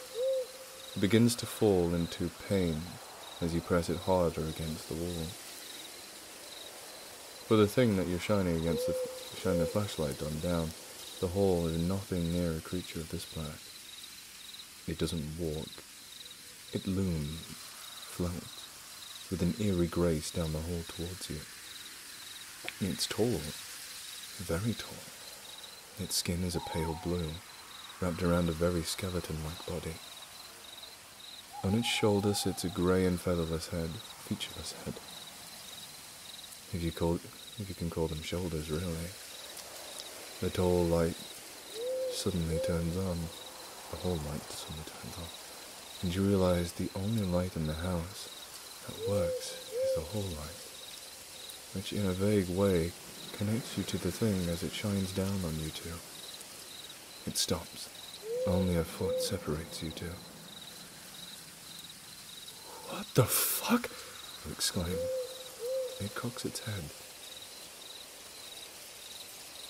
Hello, you hear in a soft yet menacing voice in your head. What? Did you just speak? Why, yes. Despite my lacking of a visible mouth, at the moment I am quite well experienced in your language. It chuckles. You begin gagging. You cannot believe this is happening. The terror is unlike anything you've ever felt. Am I dreaming, you think? Oh no, this is real. This is very real. Fortunately. Questions? My, you're such a plain-looking human. What? You reply. It's almost unbelievable it can talk without a mouth. Don't you have any questions for me? I mean, it's certainly not every day you run into one of them. What the fuck are you? Who are you? Why are you here? It leans back. Suddenly a lump appears on its face, up in the forehead area. It's bigger and bigger, and it eventually starts to change colour, quickly turning into a black obsidian. You force down vomit as you gaze in horror at the enormous black eye this thing is now looking at you with. To worsen matters, the fact that it's licking a mouth is really starting to get to you. You begin to feel even more sick. I'm, one of those who live in the worlds between worlds. We're much higher beings than, your kind. And you see, as you may have already guessed, I am here to end you. It says, slowly leaning forward, the eye looking somewhat gleeful. It has come to end you, and it looks like it might enjoy it. How could this happen to you? You sink to your seat on the floor. This can't happen. I assure you it is, human. The thing chuckles again. The certainty in its voice, reminding you that you have no power here. Then you begin to get angry. Your confusion has reached to its max holding point. It overflows and you explode. Deep hatred vents from your body. No! Fuck no! I don't want to die! Fuck you! You yell. Yet with the anger gone, you slump back down, feeling the inevitable. It's silent for a moment. Cocks its head again. It's unfortunate you disagree with me. I wish I would have gotten one of those pathetic suicidal humans. This would have been so much easier then. Yet I have made my decision. It is time for your life to end. A faint line becomes visible where the mouth should be on its grey slab of a face. A smile. Tears stream down your face. It's hopeless. This is it. I'm sorry, everyone. I guess this is the end. Wait, I'm sorry, everyone. I guess this is the end. Before you can finish, it lunges forward. The mouth begins to stretch and stretch and stretch until it tears open, and a great glowing chasm appears before you. Its depth is unimaginable. It seems to stretch and go on for infinity. You scream, and the truest, most deepest screams escape your throat you've ever... As you stare into the chasm, and the great black eye that looks down on you, almost from the heaven, in that moment you realize the futility. We as humans are nothing but little insects, crawling across the face of this little rock in space. And in reality, there is truly powerful beings, running things behind the visible curtain. You are nothing, a worthless, primitive speck in a black ether of space. A waste of time and energy for the truly meaningful forces of the universe. At that moment, the lights turned on in the now powerless apartment. Ownerless apartment. The thing is gone. And so are you. The end. That's a bit of a downer, isn't it? This entire stream's a bit of a downer situation.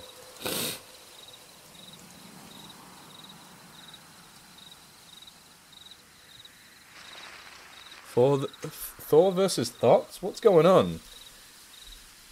Why am I against Thoughts? God for Mayor of Cincinnati. This is weird. Yeah, fire rain in the Amazon, volcanic clouds and everything. Lord Panda, please tell me why. Kill the Thought. Come on. Come on, that's a bit harsh, isn't it? Right. Okay.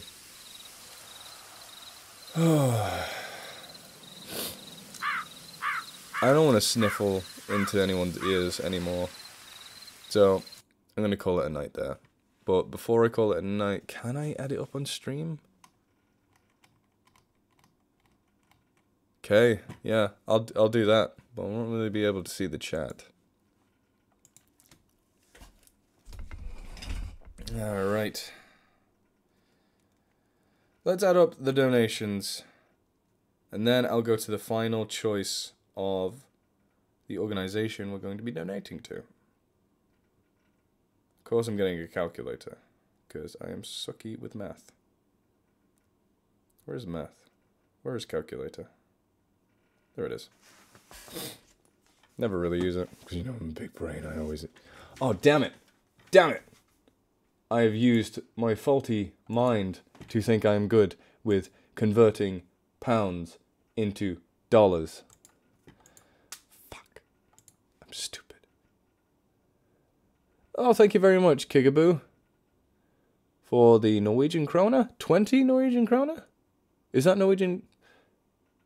Is it krona? Something. Night, big guy. Thanks for all you do. Thank you very much, Nettie. Damn. Right, okay. Let me see. Do I get a converter on from Google? Pounds to dollar.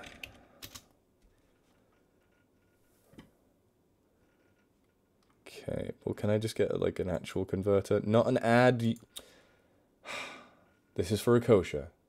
A kosher is fine. Oh, another thing. If you guys want to help plant trees just by searching things, download and use a browser called Akosha. No, it's not. Don't have. Do you? What am I doing with my brain? No, you don't download anything. Oh god, it's been so long since I installed it. So there's a thing called Akosha, and if you search a number of times, you plant a tree. It's like 37 times or 40, and you plant one tree. I've got like almost 2,000 searches by now because I've had it for a long time. So yeah, it's a good way to passively help. Love you too, Tattered Harbour. Get better soon. Hopefully I'll be better by the morning, because my hay fever only kicked off because I was cleaning out goats today and we used sawdust. Sawdust is a pain in my rectum. Ecosia. Oh god, I'm pronouncing it really bad. Ecosia. There you go. Ecosia, it's like that. Thor. I go by Thor nowadays sometimes. Not on purpose, but you know, it's a nickname now. Okay, let's add up the dollars. 2, maybe 3.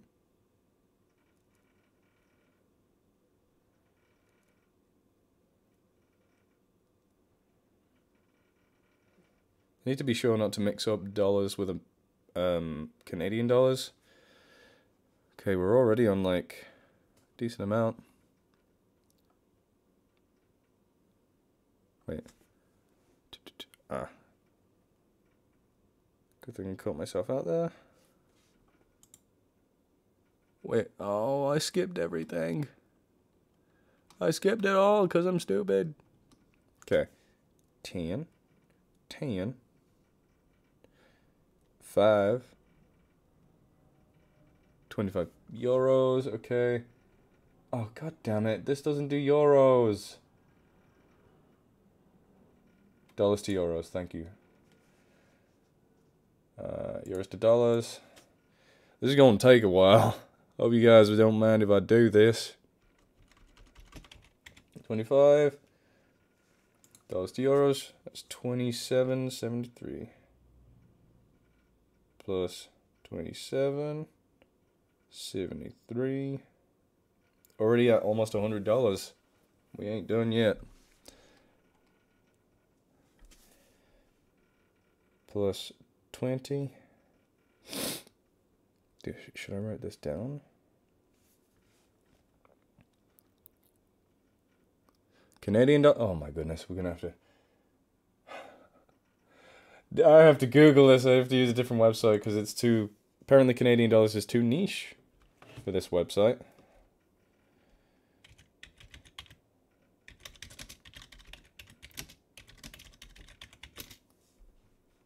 Canadian dollars to dollars, yes. This me. Why is everything an ad? I hate that. It's so annoying. Okay, so how many Canadian dollars? 13.29. Pardon me. Oh, $10. No wonder it was so specific. $2? Oh, I did it again! No, I lost my spot. Where's the Canadian dollars? That'll help me find it. Oh mein Gott. Yes, okay. 10. 2. Now it's Danish krona.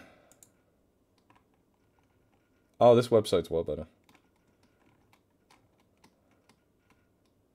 Danish krone to American dollars. Okay. So that is 169.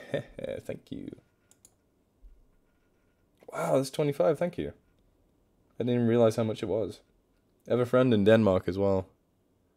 Never really talk about money.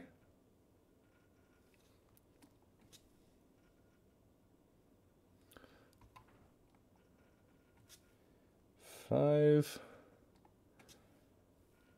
More 5s. Slip a 5 in my G-string. 10. I pressed it. Are you kidding me? Okay. Plus 5. Plus 10. Plus 10. I know this isn't very entertaining, but I wanted to show you guys that I'm doing this. Here, look, just look real quick. Me doing it. 50 euros. Okay. So I don't think we have any more Danish krone, so euro. 50 to dollars is, yeah, except cookies. 55. Ooh, we're close to $400 already, guys. This is awesome, guys. Awesome! You. Awesome. 5 plus 5 plus $50. We're over 400. Over $400, guys. $20. Ah, my butt is itchy. Not itchy. Painful from sitting down. My brain also completed to itchy. I have an 8-bit brain. I swear there were pounds in there. I have to go over my work. Just to make sure I didn't put the incorrect amount in. Because if it's pounds, it's going to be worth more. Only slightly, though. Ah. See, I went wrong there. So, €5 is actually how many dollars? 5.5, okay. Shit. I just put 5. It's fine. I'll increase the difference. Oh, Norwegian krona. Okay, no krona, no krona, no, no krona, NOK. NOK. Okay, so that's 20 kron, or krona. And that is $2. $2. So far, I think... Wait, is that the last one? I think that's the last one.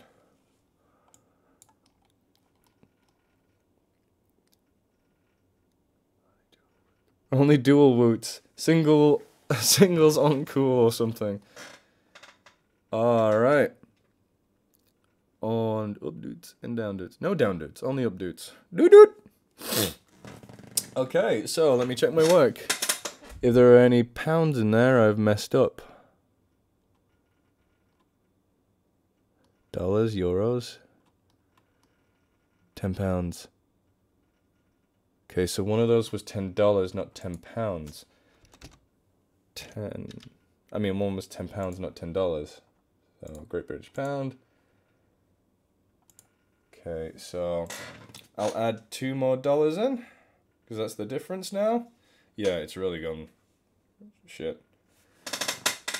That's from Krieg's Blood. Any more pounds? Or different currencies I may have mistaken. Only one donation from a British person. Come on, Brits. Do us proud. Ooh. Yeah. So, if we can see here, hopefully you can see that, it's $454.73. Wow, that was only 2.5 hours of a stream. Imagine if I had the balls and brain and energy to do like an entire night. That'd be awesome. We could... I want to, but I don't think I have that much reading power in me. I'm going to say my karma is good enough to do it just this much. For now, I foresee myself doing another charity stream in the future at some point. Wait, pun intended. Nothing to sneeze at. Yeah, nothing to sneeze at. Oh, fuck. Right, okay. So, before I go, let me write that down. Where's my pen?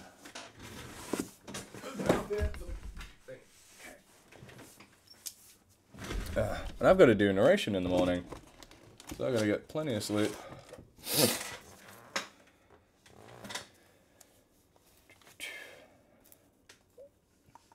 Oh, I should convert that to pounds, because that's how I do it on... Okay. Convert to pounds, because that's how I'm going to be paying it. 4.73.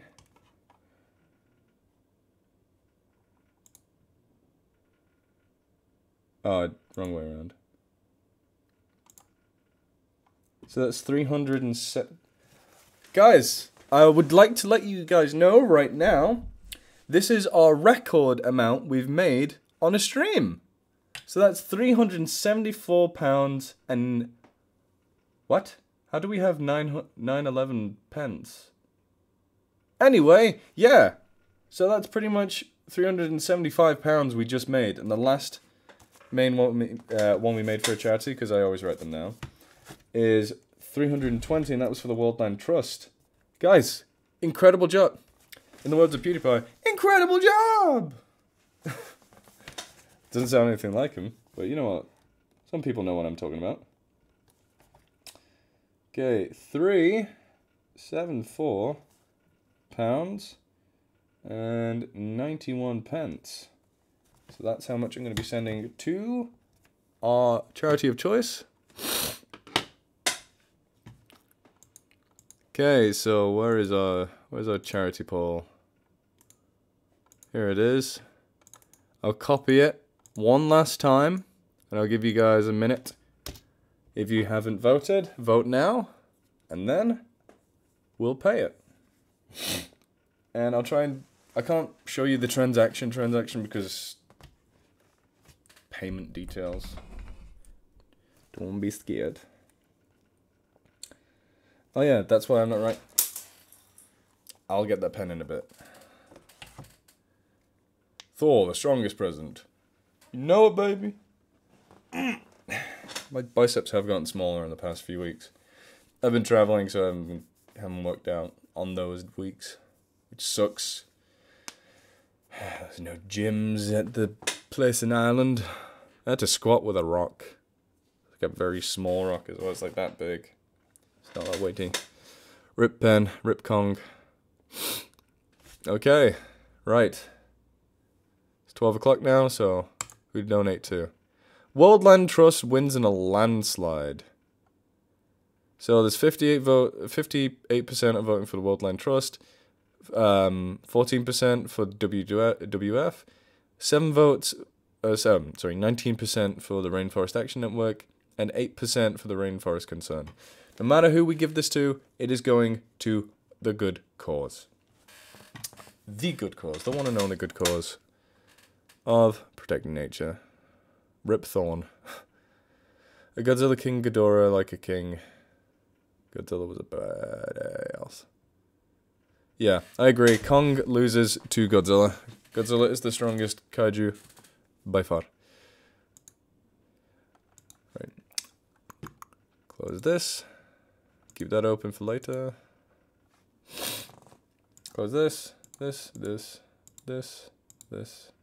Remember the things in the description. If you want to donate at a later date, please save them. All the places you can donate to are in the chat. We are going to donate to the World Land Trust right now, though.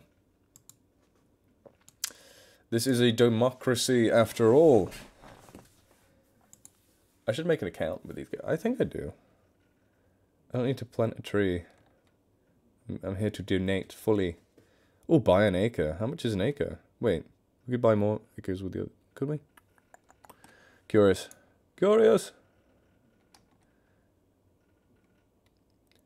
100. We could buy 2 acres on the other website for 100. Here, it's just 1 acre. Different places, and it's like a general thing. So trust me, these guys are great. Donate. Action Fund. Donating to Action Fund. Easiest way, most effective to support the range of. Sorry, my nose. Tax efficient carbon canceller. Which one was the one? Dear, which one do we pay to? Action Fund? It's the easiest way to support work, allowing us to respond quickly. Keepers of the Wild. Oh, Keepers of the Wild is good. Yeah, I think it is the Action Fund, or is it tax efficient international payments? Reoccurring? No. Not yet. I'm not rich. Okay, yeah, I think I've figured it out. Last time, I'm pretty sure I used the Action Fund one. So we'll go with the Action Fund. Because this is an action we must do. So right now, this is me paying my own money in. But YouTube is going to send me this, so it'll balance it out. So that's good. I would like a certificate for my donation, please. Wait, a physical one? Email, yeah, email. Hey, I can take a picture of the email and send it. That's so much easier than the physical one. Yes, I would like to donate 374.91. Continue.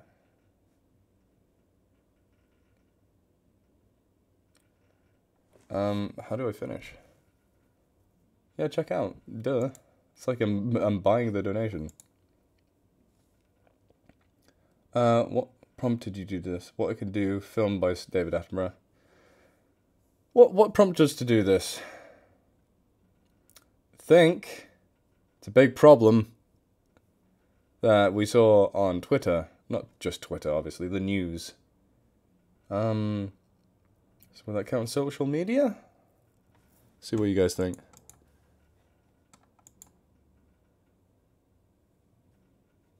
Aw. Thank you very much, Jessica and Jesse. You guys should be best friends. Because you have the same name? Oh, idiot. I would love to kill the evil politics. The politics itself. Okay, what can I do? By Sir David Attenborough, friend, relation? I like to think of you guys as my friends, so yeah, you heard of it through me. Okay, I'll just go with website. Wait, what problem did you make? Yeah, do it that way. Okay, friend. Okay, this is. Do I have to put my stuff in? I'll just put. Okay. I always make sure to tell them it's you guys that did this, not me.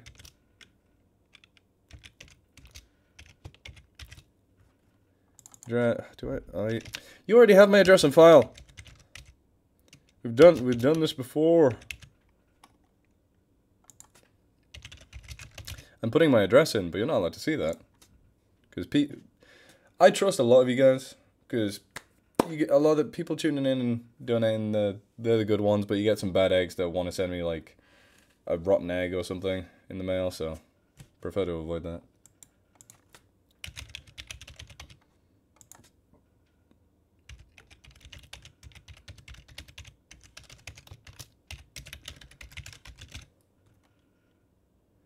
Oop.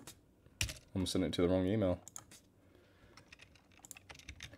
Just a formality, we have to do this, guys.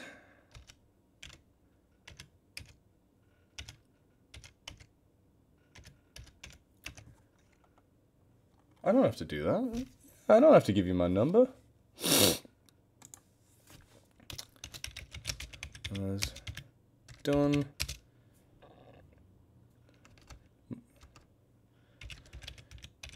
Was raised to help with the Amazonian forest fires. What's this typo? This monesty. Yeah. I can type, by the way.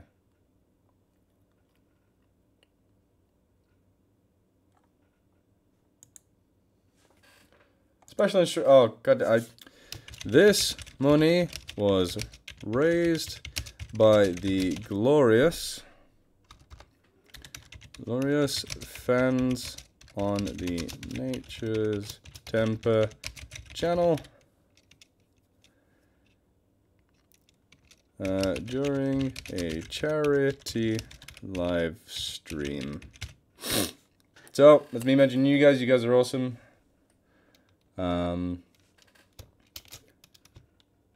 Hope this helps in aiding the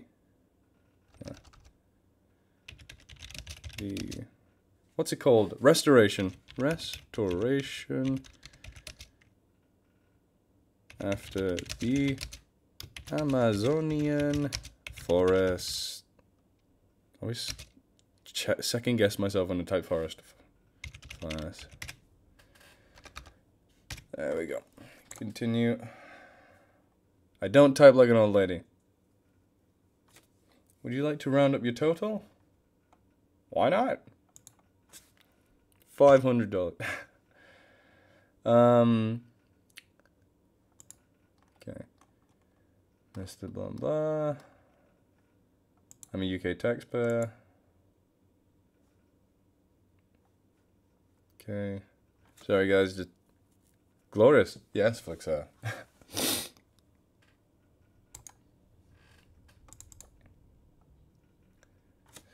checking my card. Good thing you guys don't have X-ray vision. Am I being really dangerous right here, just doing that stuff? Oh, to autocomplete, I have to put that on.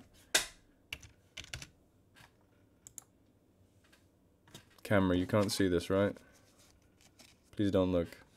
Or do you? Hating takes too much out of me. Yeah, hating is, it sucks.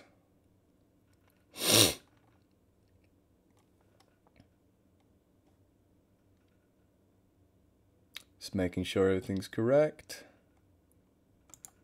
Make payment. Your transaction is being authorized by Halifax.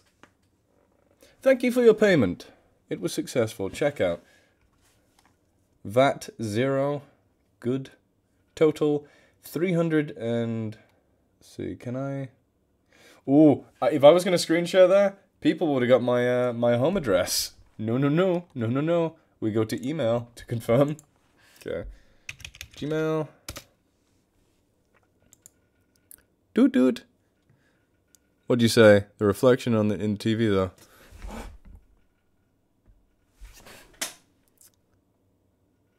The heck? Oh, I made a sale on my thingy.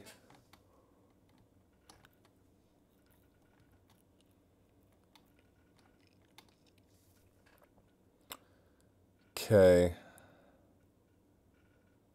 I think I'm just gonna have to screenshot this because it has my email in it too. How do I do this with? Okay. ShareX. There we go. I can crop the picture here right now. Actually, did I just have a big brain moment? I think I just had a big brain moment. Hold on. If I go to just that, open screen lol. That's the name of my thing. Make an image. What's this image? Add existing image. Ah! Okay. Hold on. Need to check something. What does this turn up? Oh my god. Hold on. You can tell I'm a professional, of course.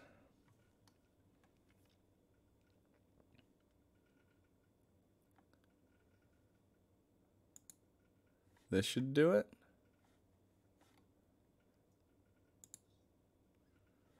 Yeah, it's blocking it. Okay.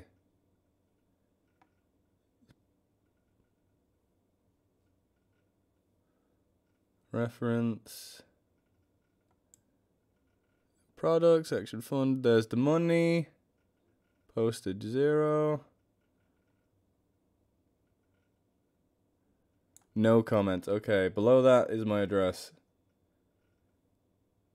Hey, look, there's Mogbot. Right, okay. There you go, guys. There's the confirmation. They might still send me something out. Do I have anything in my... Yeah, look. Here's more proof that we've donated in the past to the Worldland Trust. Oh. Thank you, Brain. There you go. Fine. Worldland Trust. But you ain't getting my address. Okay, back to me. Oh dear. Oh dear. Take screenshot, then edit video photo. Nah, it's okay. I was gonna do that, but I didn't need to. Well, there are a lot of people who wouldn't believe me, and I just want to give people, without a shadow of a doubt, confirmation that I've done this. Just because I want to be honest.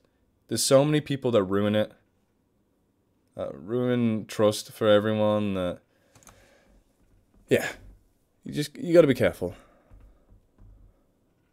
Please go to bed so you can... Yeah, okay. Thank you. Right, okay. Stream's over, guys. Go to bed. do whatever. Stay hydrated. Because, trust me, that's no joke. The forest didn't stay hydrated, and see what's going on there. It's a bad joke. Bad Scott. It's not even a joke, it's true. Have you watched Godzilla 2, King of the Monsters? Yes, I saw King of the Monsters, it's very good. Okay. I'm sorry, Pleb 2. Oh, original name is Pleb. That was an accident. It's Pieb 2. Pieb 2. Yes. Get some rest. Okay. I will. Just because you guys said. Right, I'm going to stop streaming now. See you guys later. If in the future you want me to see me stream again, I sometimes stream on Twitch. So be sure to follow me on twitch.tv/Nature's Temper. Stop stuttering. On there, I'll be playing games because that's what's Twitch for. Or I'll just be talking to you guys. So I stream more often on there. But when I want to do charity events, I usually come here. Because I've got more of a following on here. And it helps people out. And animals. And nature. So, good night, guys. Cheers. Thank you so much for turning up.